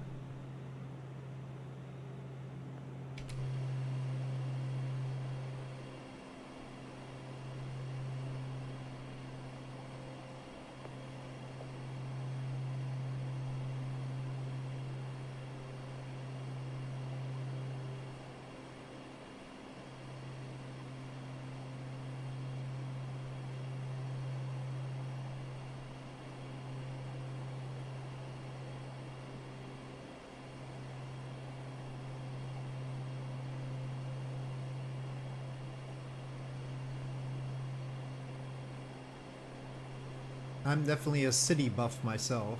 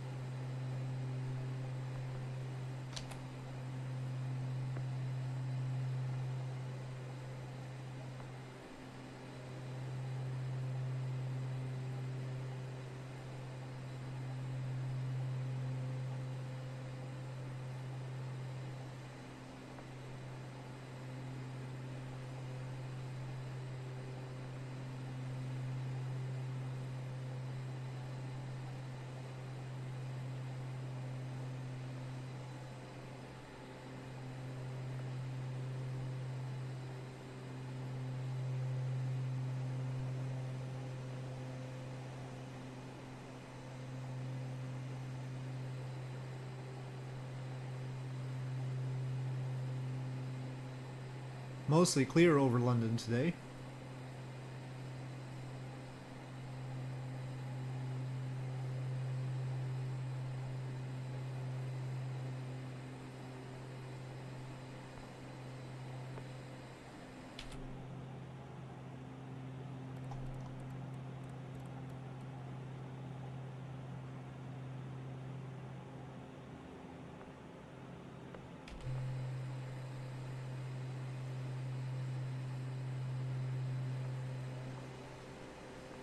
You can sort of see it over there. I'm gonna swing to the west and then turn east.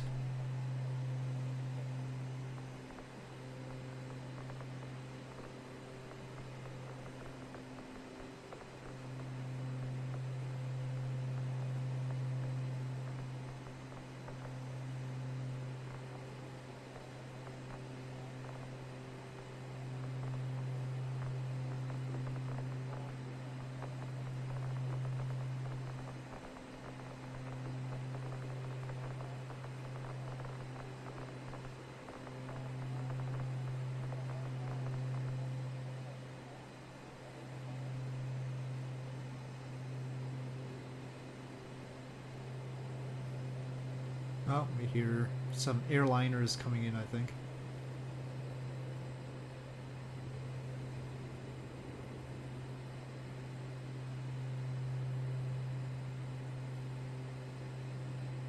There's Heathrow over there to our right. Bit in the distance.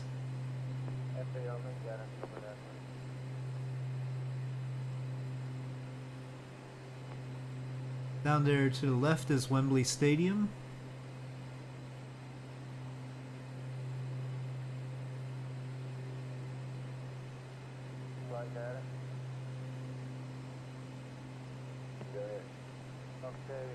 We're approaching the point in the flight plan where it has the state vector plan for McCoy Street.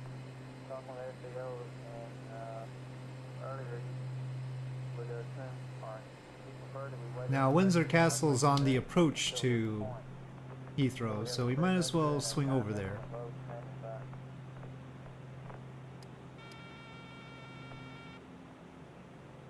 Well, okay, you don't have to dip down immediately after I disengage autopilot, jeez.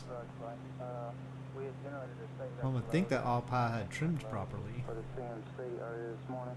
Yep. And talking with the FAO, he preferred that I wait to this point where we had planned an uplink for the next force 3 maneuver. Okay. And we're approaching that point right now. It'd be okay if we, in the next few minutes... This Apollo control at 51 hours 7. Sure. Stand by. Apollo 7. Apollo 11. Distance that's the same as a clock update. Is 167,007 nautical miles from Earth. Velocity 3,386 feet per second.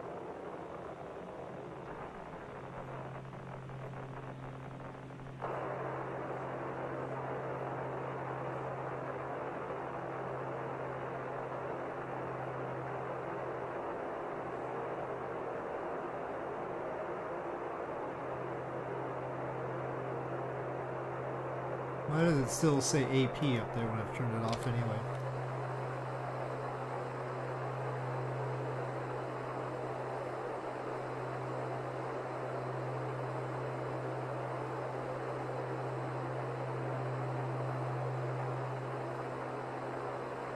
I feel like they must have classified different types of static.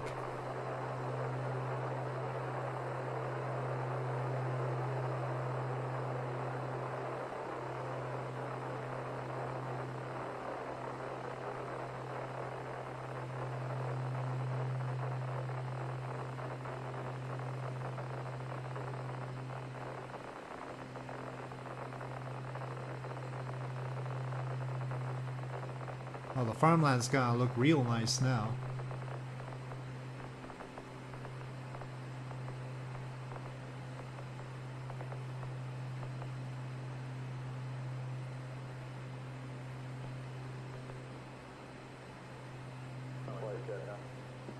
You want me to go ahead with this stuff?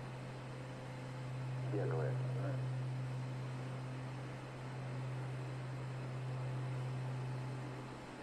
Apollo 11, this is Houston. Did you find it? Over.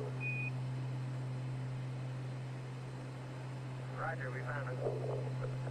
Roger. And to your crew, if you can give us accept, we'll uplink a new state vector to you and update the CMC clock. Over. Okay, you got it. Go ahead, Roger. Roger, fine. So here's Windsor Castle.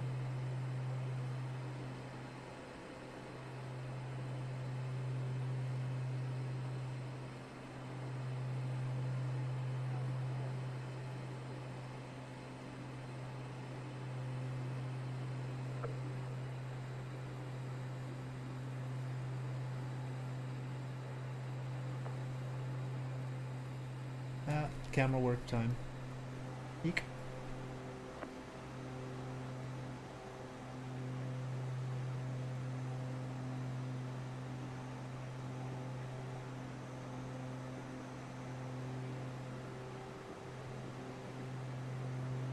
Pretty big castle.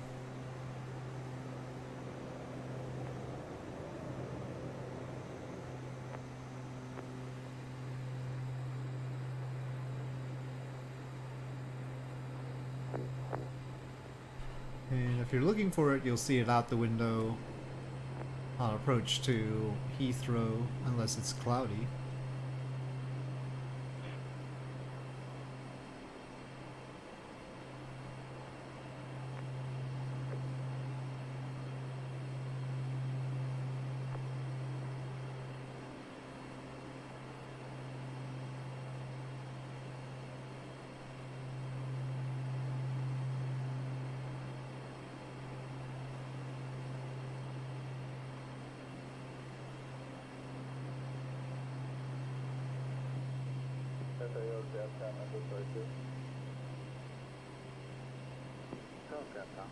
Roger, do you have a card that gives the go, no-go for the LEM beacon? Roger. We can see London in the distance there. To that card and to Bit of a drive from Heathrow in, or a train ride. okay, you're updating that. It's already marked and we'll have it ready up to we don't have to ask them to get those things and the service checklist from the LEM, the southern LEM, bring them back to them. Okay, we'll pass that off to Charlie, I guess. Or to your release, we'll give it to Charlie. Roger to do it. Oh, Roger, we've already got it written down with this waiting on it. Okay.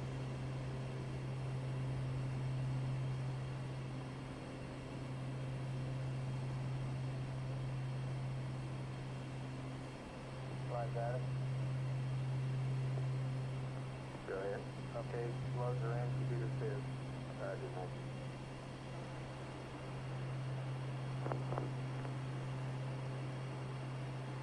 Hey, 11, this is Houston. We're through with the uplink. You can go back and watch.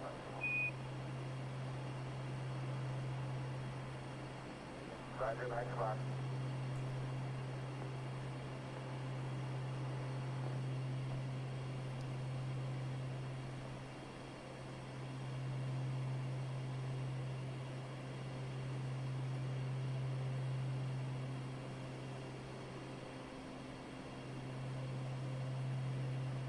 London has a very broad programmetry area around it.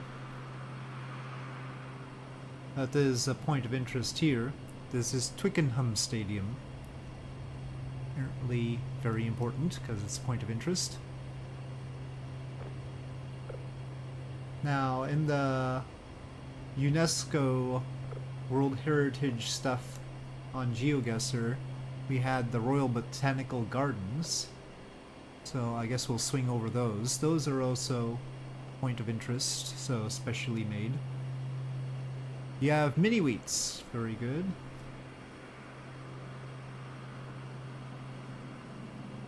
Right, got it. Good, yeah. Okay, we verify you on the verb 66. Roger. Ooh. Friday, huh? Well, not the best building rendition of it, but that's the Kew Gardens there. That building right there. Sort of roundish.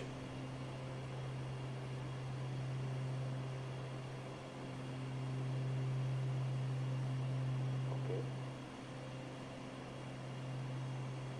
Copy.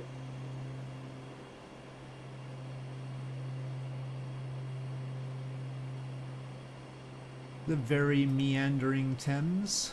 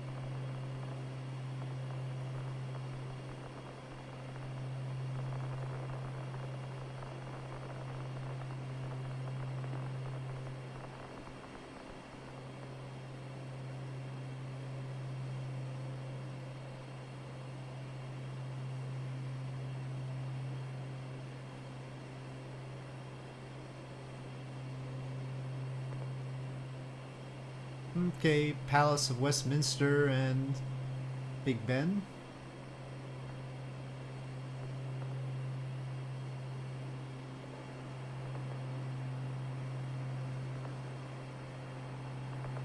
BT Tower over there, very, very visible.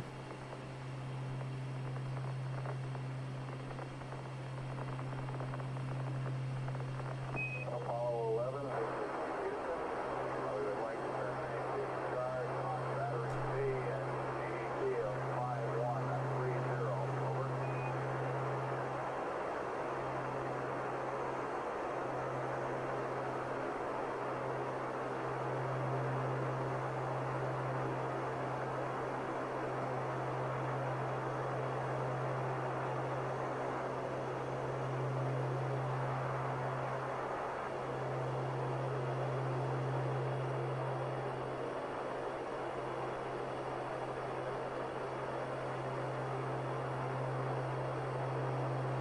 Buckingham Palace? I wasn't able to fly that past. I can go around again.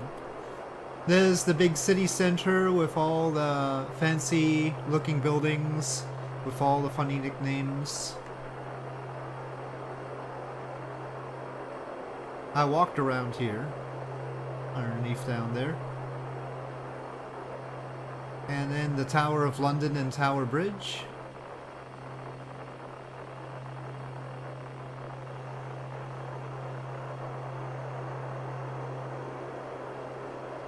I'm not flying through that. And the Shard.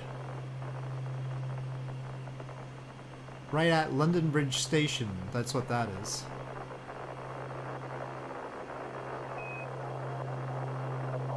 And so I walked across London Bridge, which is the one close to the Shard, not Tower Bridge. You can see the HMS Belfast there. I got some photos of that. Roger, 29 charging, Harvard Tahoe, 5130. Roger that. So, okay. Well, we'll try for Buckingham Palace.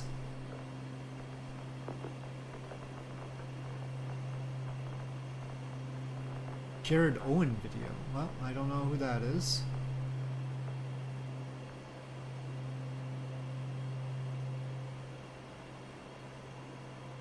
Well, I'll walk across Tower Bridge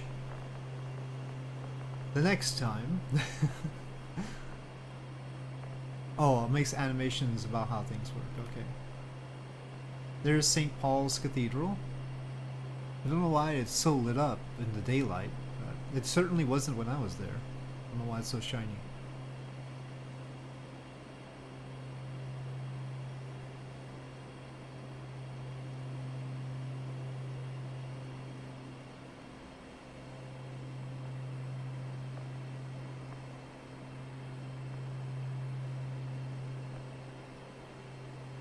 Okay, so this is the Royal Road or whatever. I think, is it a Royal Mile? I think it's also a Royal Mile. And that's Buckingham Palace right there with the Victoria Memorial in the front.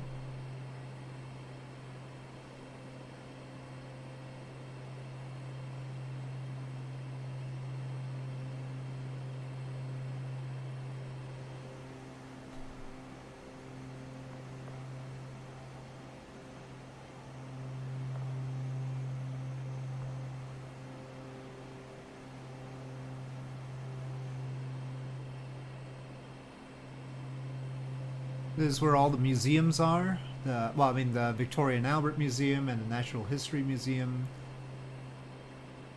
And that's Prince Albert Hall. And then the Albert Memorial there. That's that thing in the park.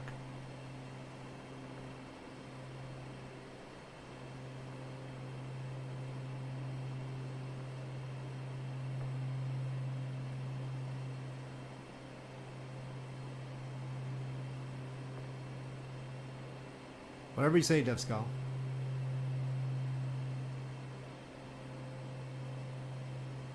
Alright, onward to Paris.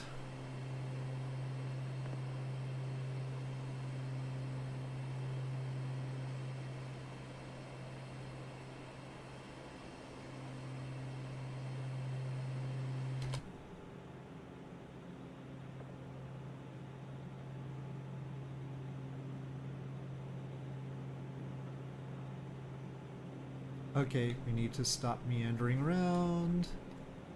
Let me get the autopilot back.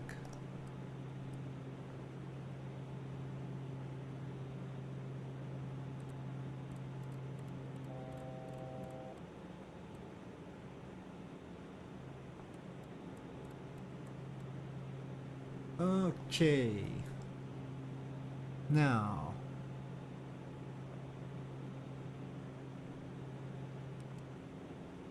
Advanced waypoint.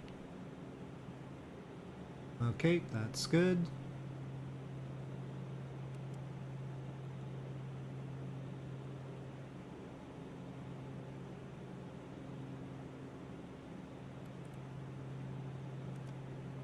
No, go back.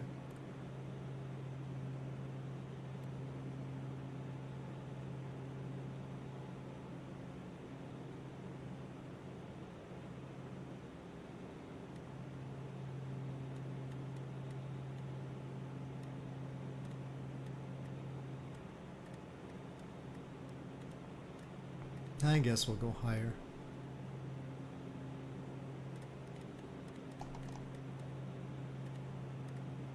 Otherwise, we won't be able to go fast.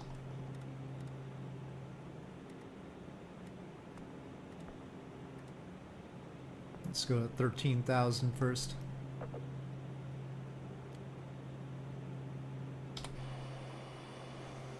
Ooh, okay. Maybe I should land at Paris. It might be getting a little bit choppy here.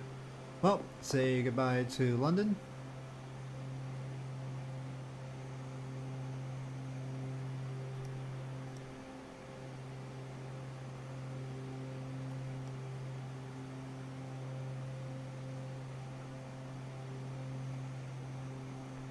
Project Hail Mary arrived. It's a great struggle, you know. It was a real Hail Mary to get Project Hail Mary to you. A lot thicker than you imagined. I guess it's thicker than The Martian then.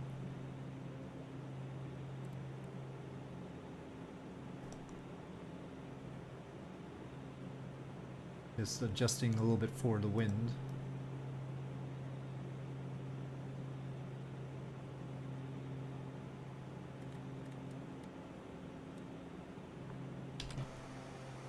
Oop, yeah, a little bit choppy there. Don't want anything causing another crash. Game crash, I mean. So we should probably land at Paris. That airport was Biggin Hill. Oop, that one back there. That one. Biggin Hill.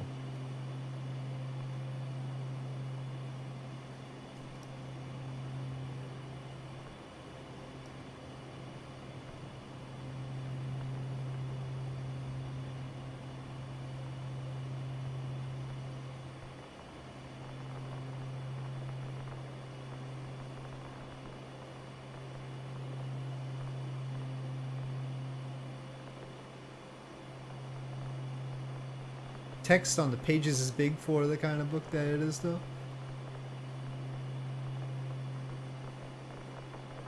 You love a long book. Well, it depends if it's well written, of course.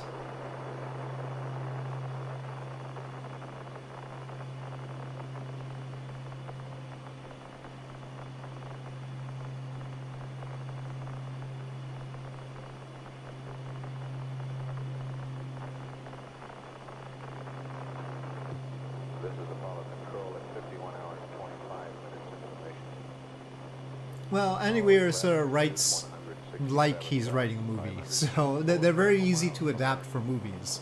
There are books that are well written that aren't easy to adapt for movies, but he writes sort of made for movie book kind of deal.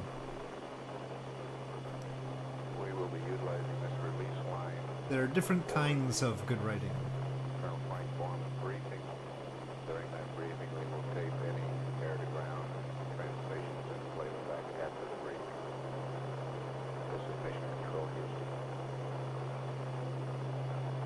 Where the red fern grows? Oh, that's from school days.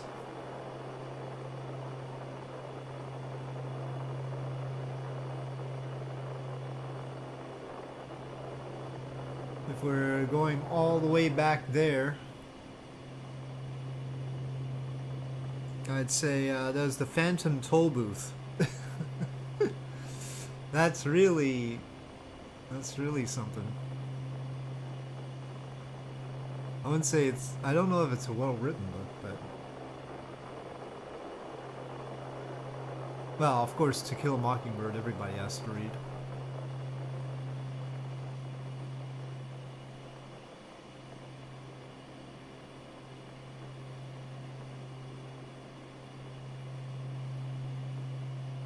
You haven't read 20,000 Leagues Under the Sea?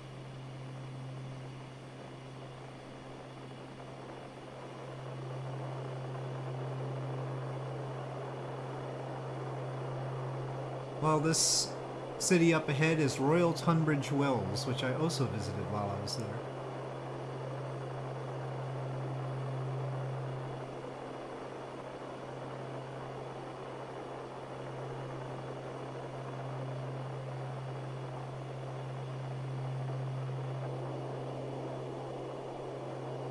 Looks a lot bigger from up here. It's very cozy sort of place on foot.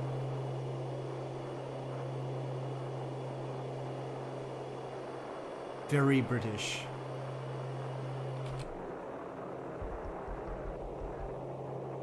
Wow, I heard some knocking right there. Was that in the plane or in the Apollo audio? Is the Starship haunted?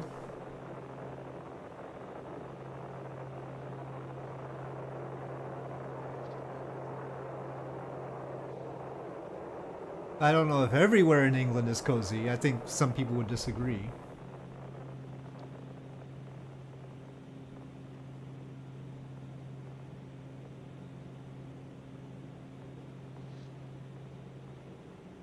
tried to fly through Tower Bridge.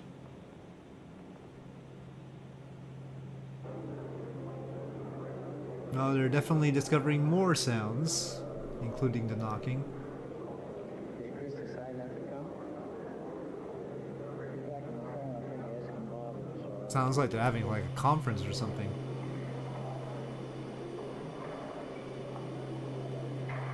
They sometimes recorded those.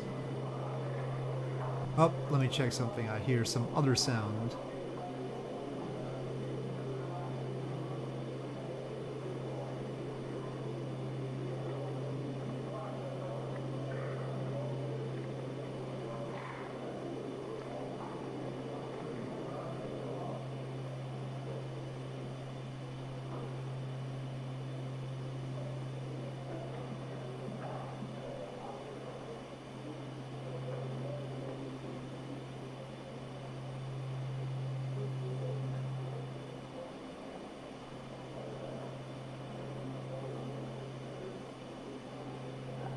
Ladies and gentlemen, I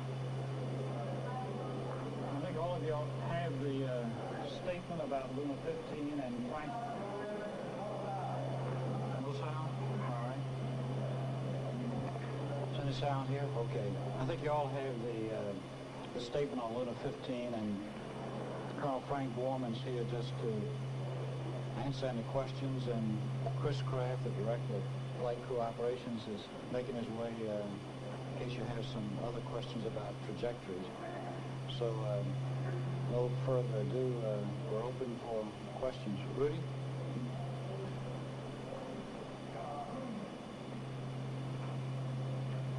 Wait for the mic.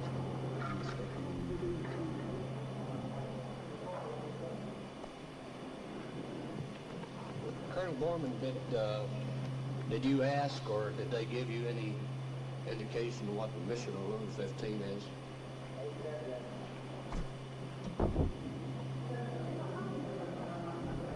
That was a real burp. They said that it would remain in orbit, in its present orbit, for 2 days, and that they would notify us immediately of any future changes in the trajectory. They also said that at no time would the Lunar 15 trajectory intersect the published trajectory of Apollo 11. How? They say the length of the 2 days, in other words, from when were they counting when they said 2 days? 1317 July Moscow time. Frank, for audio purposes, would you briefly repeat what the press release says?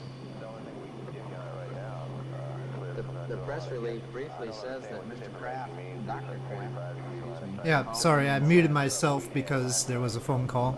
we're a little bit interested in what Luna 15. Yes, the Luna 15 one. Check with some of the people that you met in the Soviet Union. I like the Luna 15 press conference. So It reminds people that the Soviets actually launched a mission to the moon at the same time. So they definitely knew that we went there, right? Their own mission got into orbit around the moon with just a probe, of course. But they were keeping tabs on us. And they responded with a cable that I received at home last night that gave the orbital parameters plus the indication Anyway, we just mentioned. we are now headed across the English Channel. How, Simon? Could either one of you tell us how you interpret what you've just told us, that it'll remain in present orbit 2 days? Well, the Soviets were super sneaky. Conjecture. So, your guess is as good as ours at this point.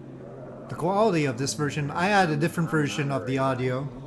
Wasn't as good quality. If you're a doctor, I better move over a couple feet. Harry, we could, I'm sure Frank and myself would probably come up with the same answer. We can only guesstimate what the Russians are doing in this instance, and we've said to each other that probably we would guess they were doing a step-by-step program just as we would do a step-by-step program in this country, and they've been flying circumlunar flights with their lunar vehicles And this flight is a lunar orbit flight in which they'll return from lunar orbit. And, it's a step in their lunar exploration program. Harry, please. Can you translate these orbital parameters for us into an altitude, an apogee and perigee, and tell us where this is with respect to the projected Apollo 11 trajectory? Well, the eccentricity is pretty low, and the period is about the same as ours, 2 hours. We compute that to be 72 by 156 and an inclination of about 45 degrees. 72 by 156. Oh, actually, there's still a wind there. About 45 degrees. 72 at perigee and 156 at apogee. Nautical miles, yes, I'm sorry. And you multiply that by 1.82 something to get kilometers. Can you tell us International audience for this conference. Pardon me? If you got this information last night or early this morning, Well, we got why did you hold it? I didn't, quite frankly, I didn't see any, I thought there wouldn't be any more news last night than there was this morning. And we put it out. I was at home. You didn't talk to me until this morning. I didn't tell Chris about it till this morning. After all, the important thing is here that it isn't going to bother Apollo 11. So.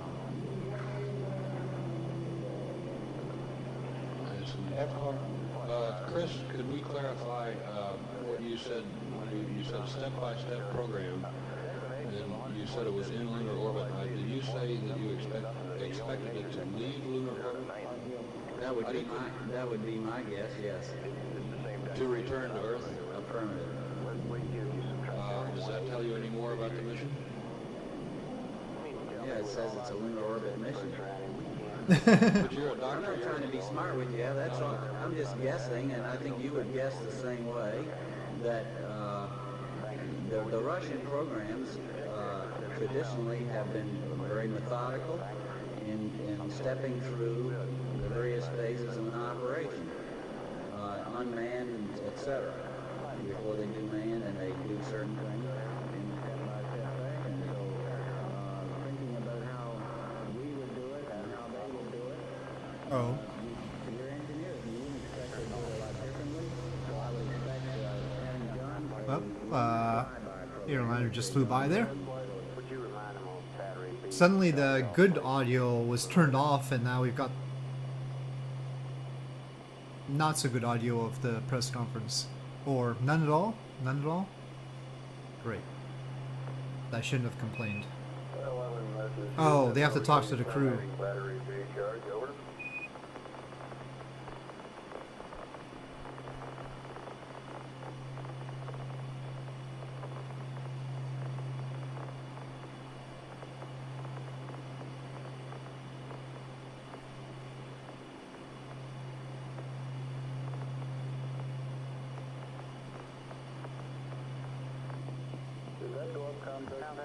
Did that go up? Yes, it did. I'll check the site. Stand by. Okay, please.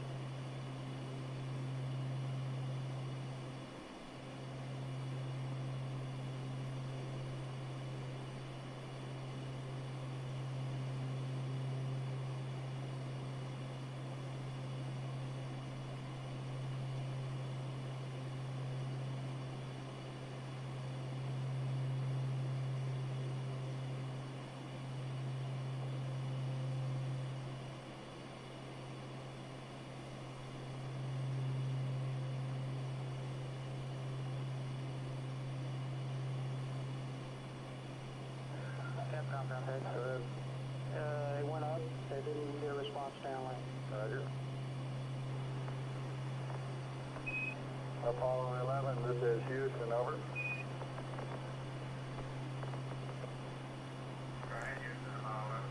Roger, 11, we show you terminating battery decharge at about 51 hours, 30 minutes, over.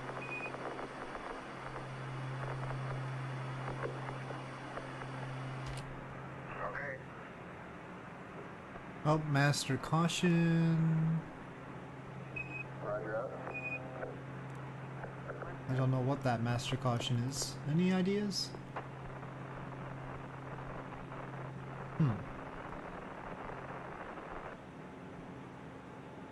Okay, mysterious master caution.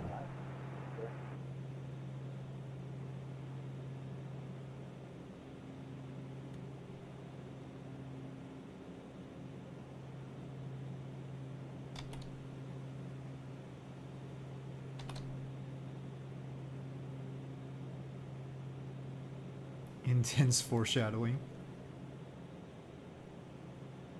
They answered the questions we had asked. Oh, back to the conference. I'm sure they evaluated our input just like anybody else does, and that is, what is their need to know, and they gave us what we need to know.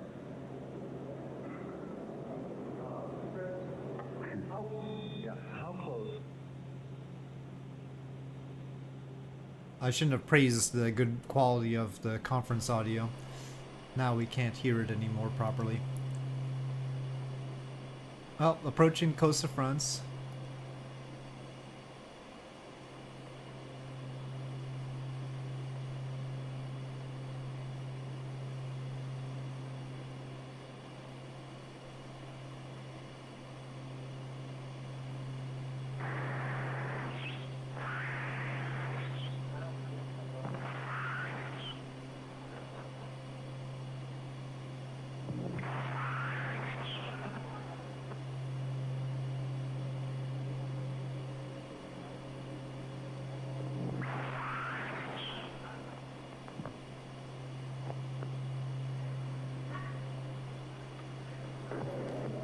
It's another sound, all right.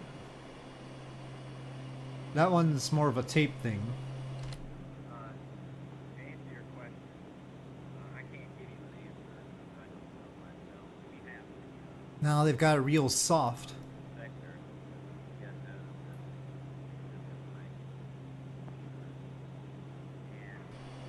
just from looking at it, it's obvious that there's no problem.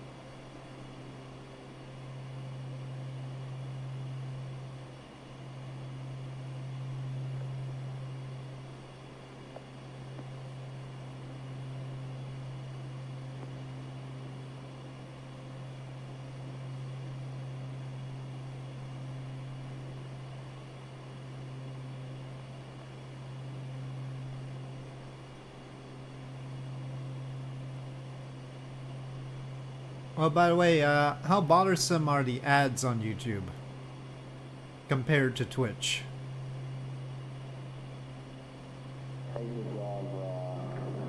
If you're getting ads at all.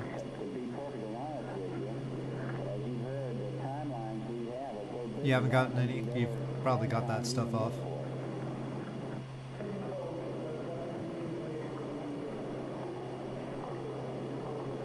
Not to my knowledge.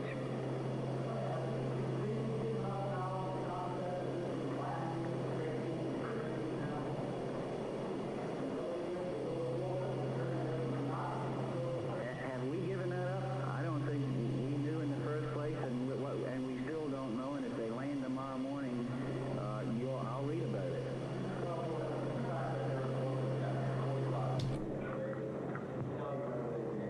Out to the age of their... Not me.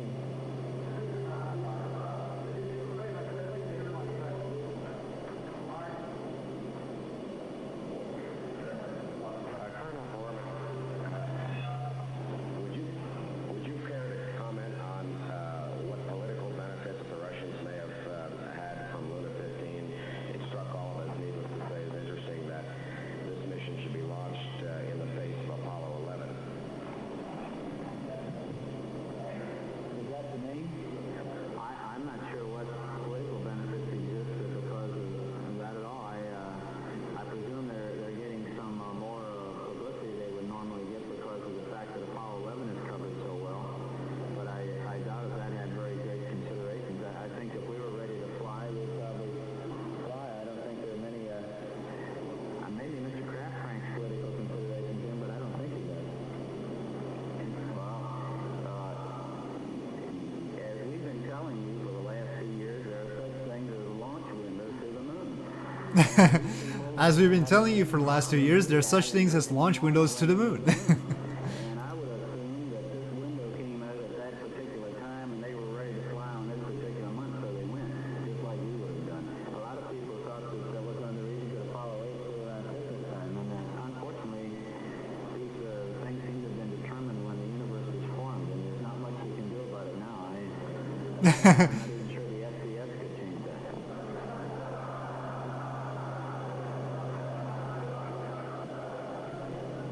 Colonel Bowman, did you receive all the information that you asked for, and do you think the Russian response was in any way due to the relations established during your visit?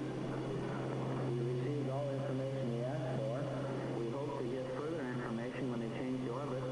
I'm very pleased with the Russian response, and I hope it's indicative of a more fruitful type of cooperation in the future. I think that's about what the whole gist of the meeting is, really.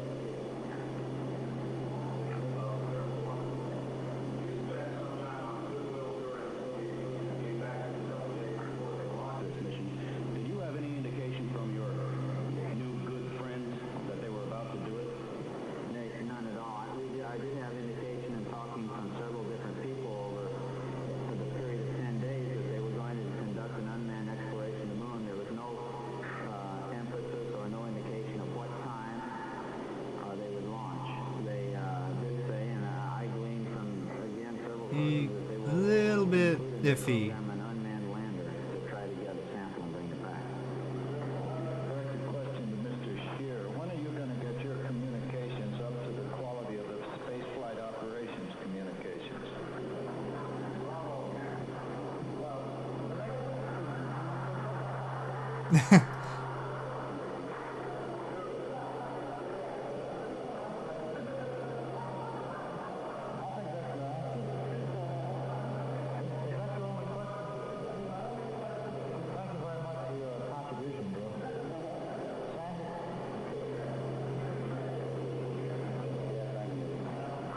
Do you trust the figures the Russians gave you completely, or have you done some checking on our own to make sure that that orbit is what they say it is?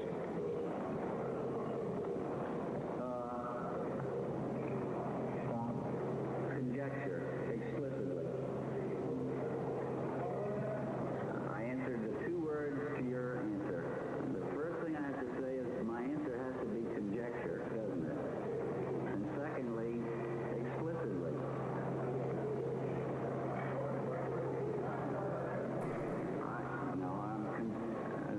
It's conjecture on my part. I prefer the original audio that they had earlier. This is tough to listen to.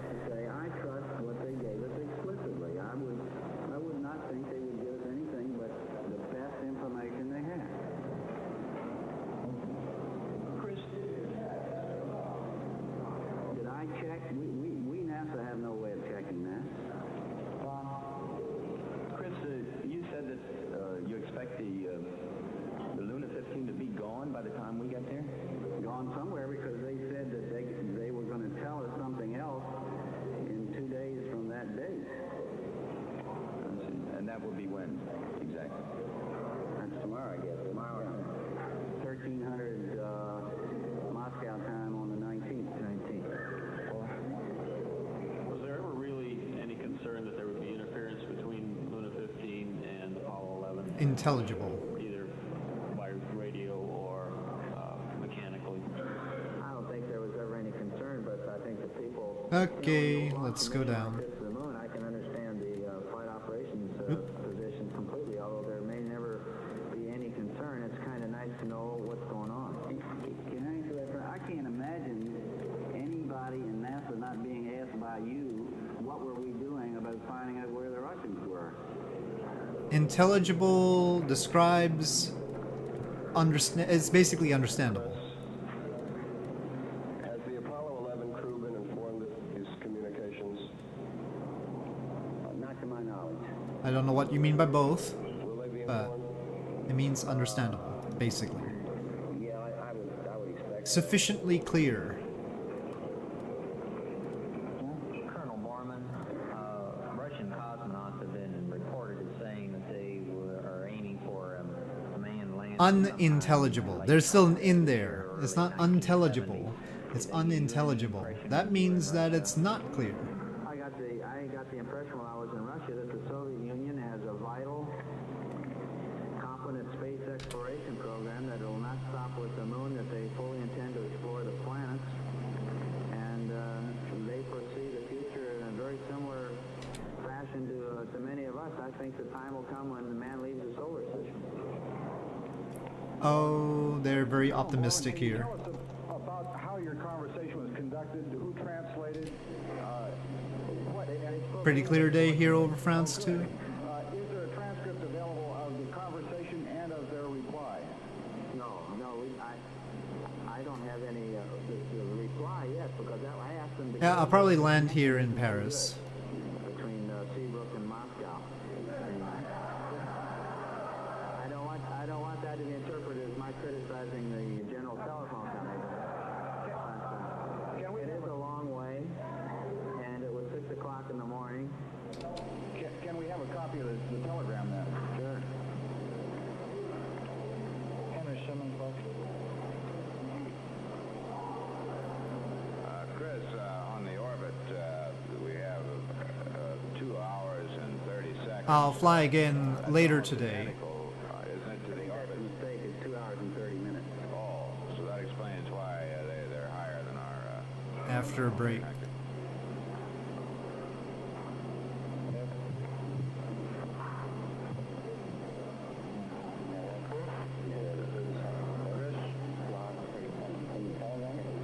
I stand corrected. Colonel Borman says it's 2 hours and 30 seconds in the telegram. Did you...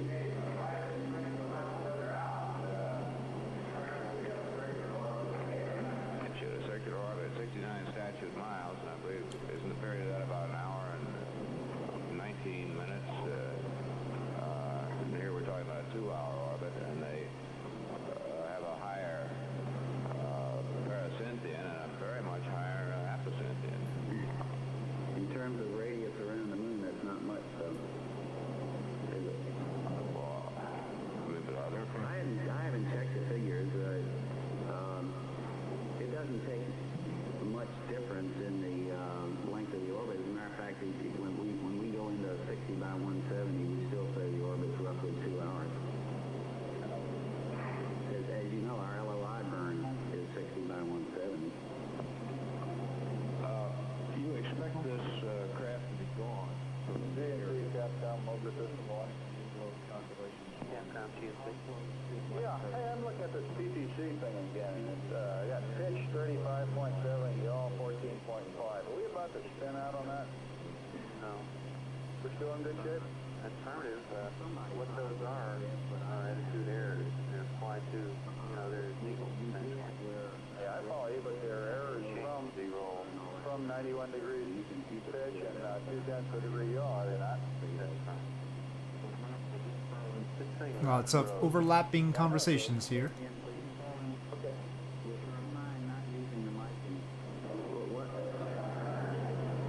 It did not fall into your envelope of concern at any rate. Not negative, that is correct.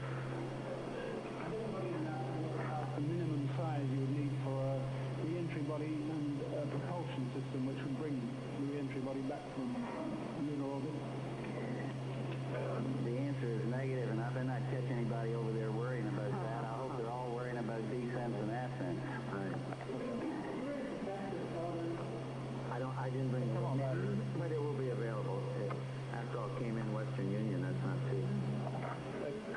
Colonel Mormon, did you actually ask what the mission was when you were talking? I just asked for the parameters of the trajectory. I merely repeated the request that my esteemed colleague relayed to me.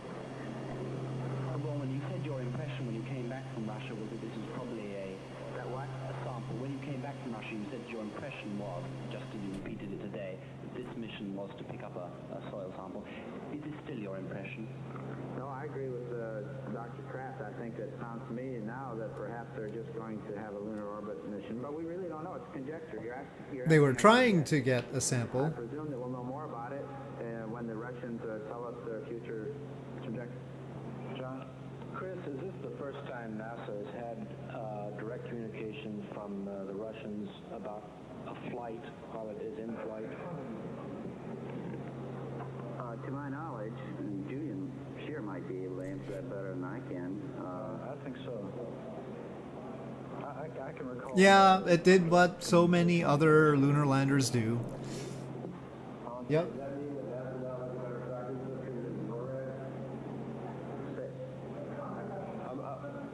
Have you discovered a better tracking system than NORAD for finding out where the Russian craft are? No comment. No comment. They're not gonna admit that they can track it. Okay, one more right here. Can you tell me please what Dr. Kildish's Christian name is, or rather first name?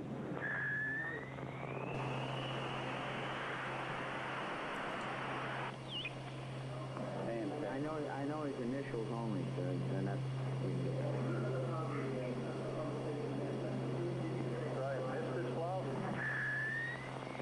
So many interesting sounds. Those are tape sounds, I'm sure. I said, first off, I said hello. And then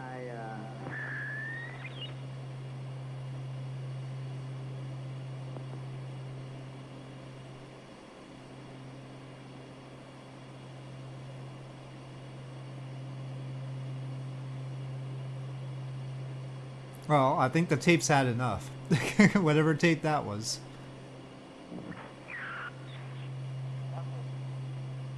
they said they would cable them back. It's really kind of low. I wish I could jazz it up a little.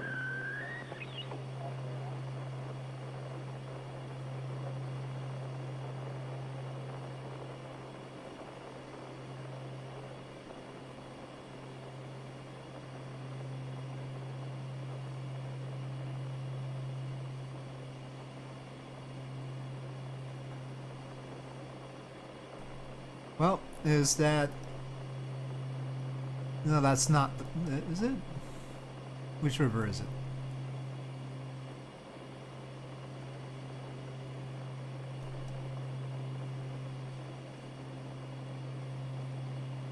Well, it's not the River Seine. That it is not. Well, okay, maybe the one further away is the Seine. Let me see.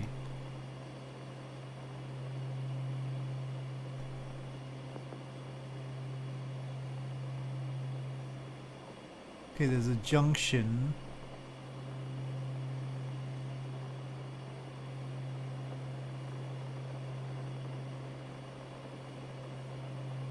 Oh, either way, I think I should... Oh, we're too fast.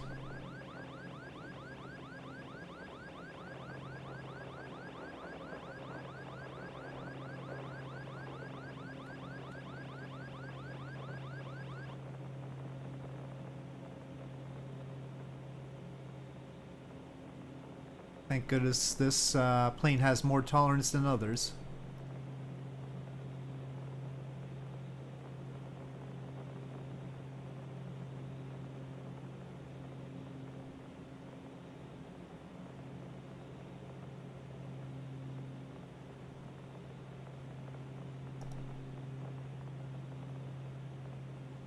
Title supply.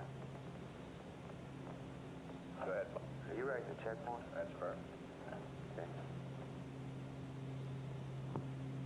Fly that FAO. Be out the console for a couple minutes. Okay.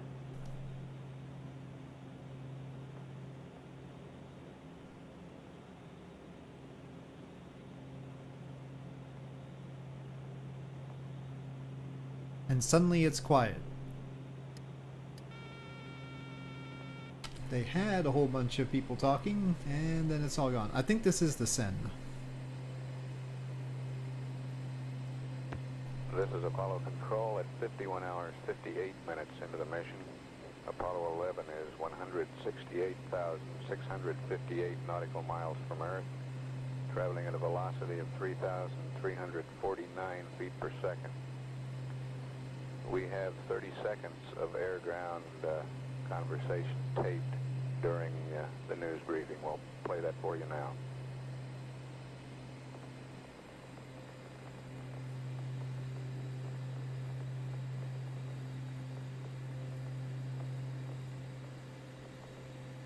shaky, shaky.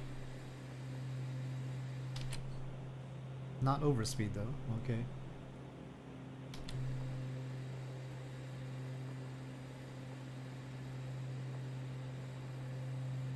Welcome to Paris.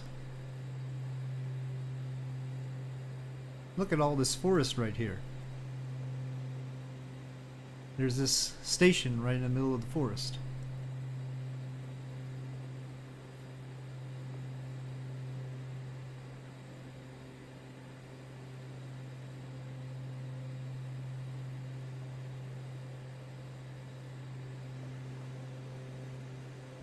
It is also called the forest.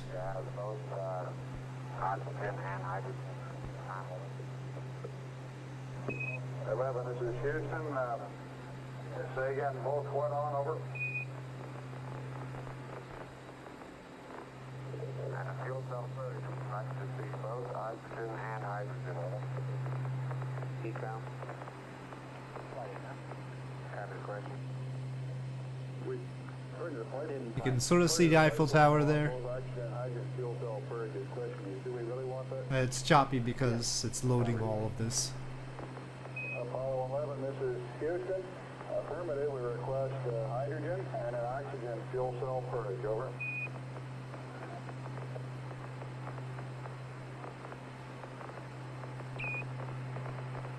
Okay, any reference which bird?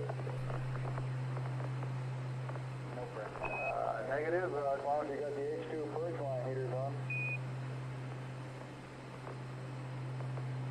Okay, I'll go ahead with the hydrogen. There's that interesting building. Speaking of buildings you would like to fly through, but I'm not too sure the colliders would be safe, and I don't think it's big enough for this plane.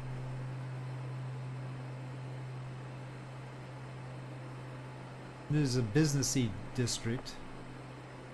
But yeah, that one is tempting.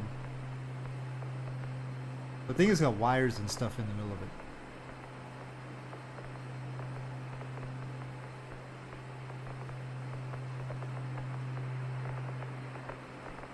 Oh, can you see the Arc de Triomphe there?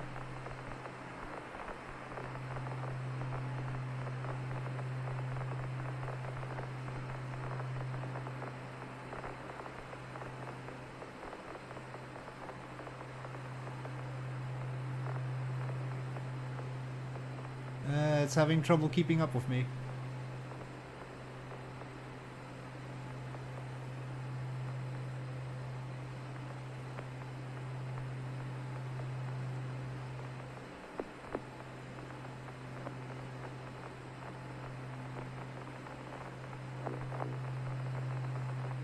Forget which one this is.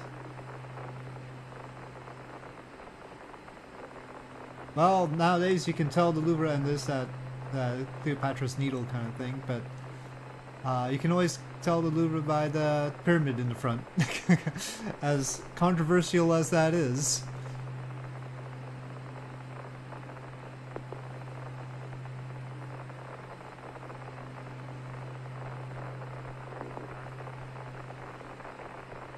And then Notre Dame. I always felt that it was darker though.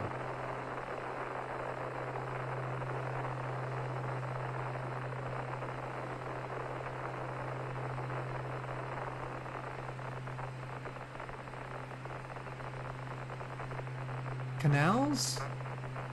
Not that many, it's mainly the river. I don't know about canals. This ain't Venice, that's later. I scaled to Venice, so I can't really say there's a lot of canals around here.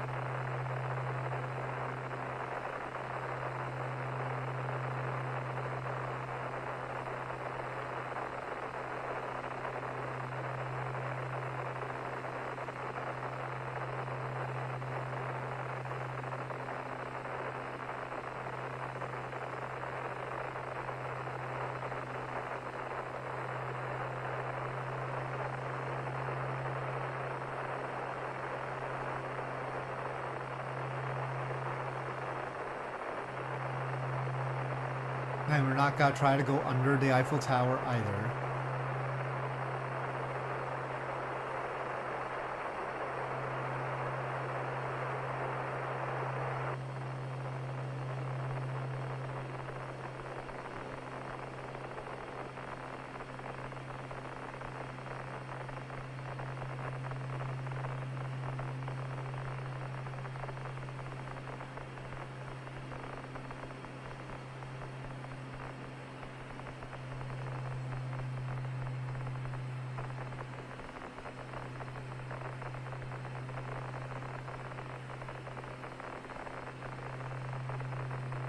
That must be a traffic nightmare right there, though.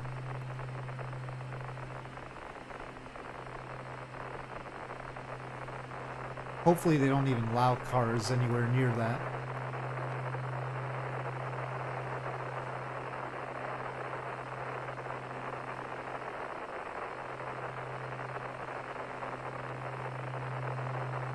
That photogrammetry is not keeping up.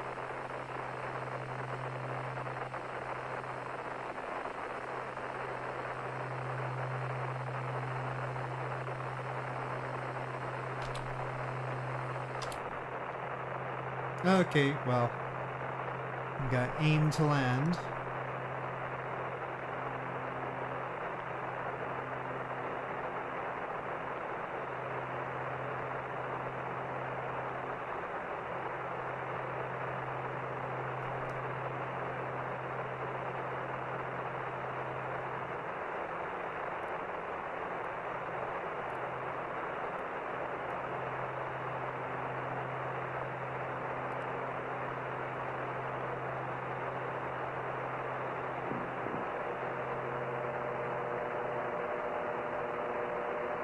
They've got another sound there.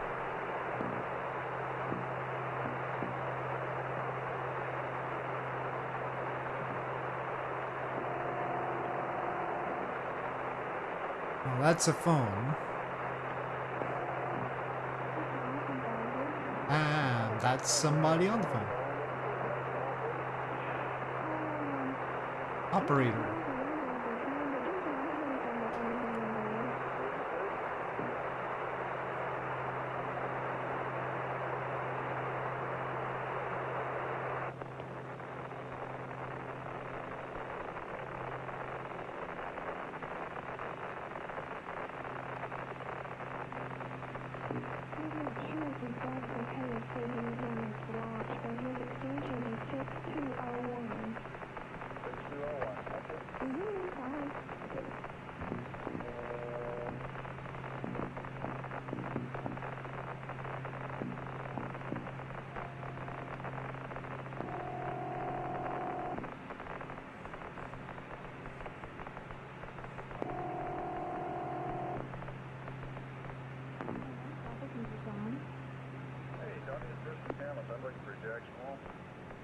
Jack Small's on leave.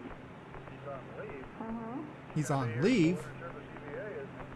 I don't know. The last I understood that after lunch he was leaving the cave and was going to Huntsville to pick up his family and he would drive straight back. Now I don't know how long it would take for him to drive from Huntsville back. No, not sure. We haven't heard from him at all. Okay, who else is in the chain of command over there? Well, it's Colonel Woman and we've got Frank Williams from Marshall. And Somebody there to do that. that's small. Okay, who under him is in charge of the direction of these at? Okay, now you've got the wrong office entirely. That office is, I think his name is Don. No, it's something. It's TD in the phone book. TD4, I think is, Don Wiseman. Yeah, Don Wiseman, I think is him on Jack Small's, in the other office. Oh, there it is.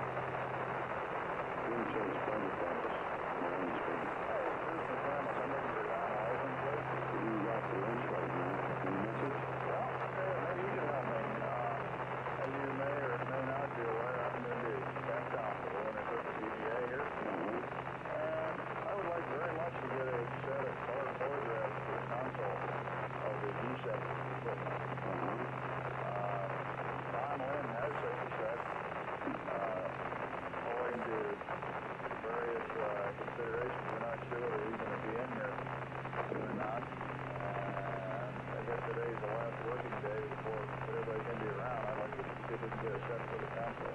Okay. Yeah, pencil here.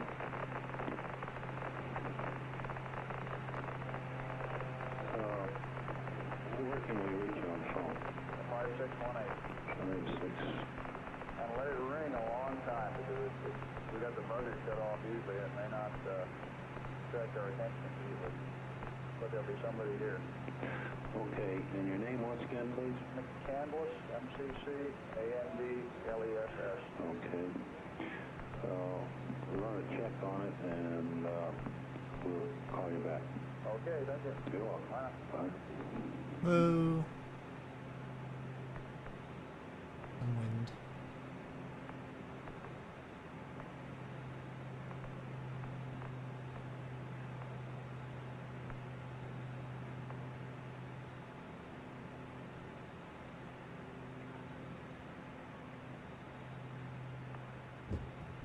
Okay.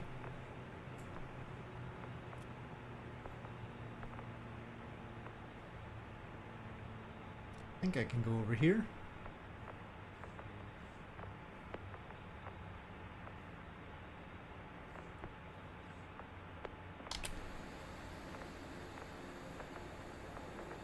Yes, no entry. But exit. Exit is fine. Okay, not carry ground. Where do you think I am? Okay, well I don't think I'm gonna get any help from communication here. It seems like it has not kept up.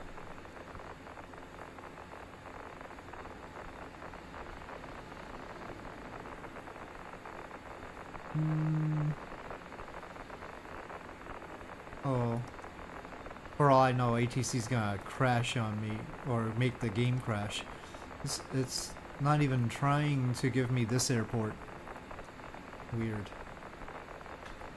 Well, yeah, let's not bother with that. I'll just park somewhere.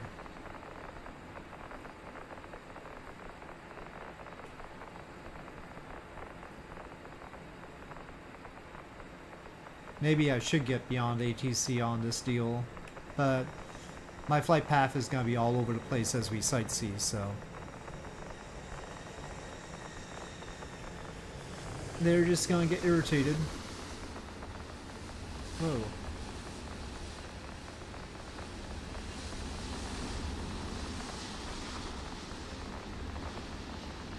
Okay, I'm going to try to avoid the little truck.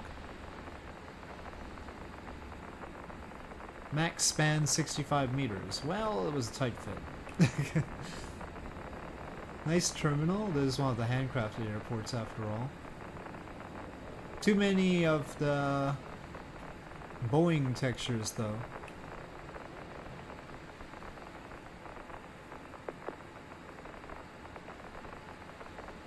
I need those to stop popping up.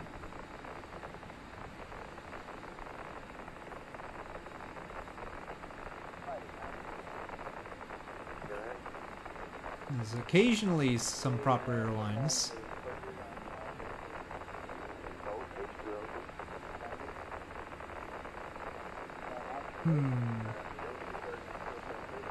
Not much room for parking, is there? Wait a second.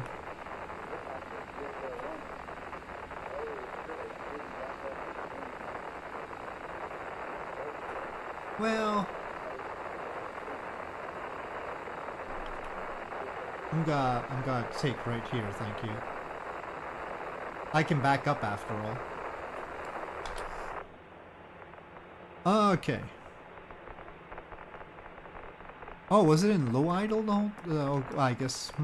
That's interesting.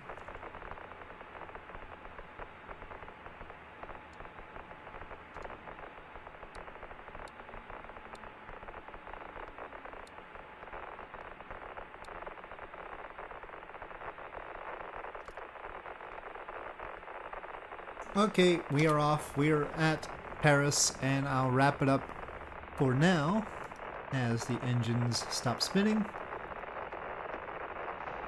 Alright. So, for now, thank you for watching, and I'll probably stream again later today with a continuation of this flight around the world while listening to the Apollo 11 audio. But for now, thanks for watching, and I'll see you guys next time.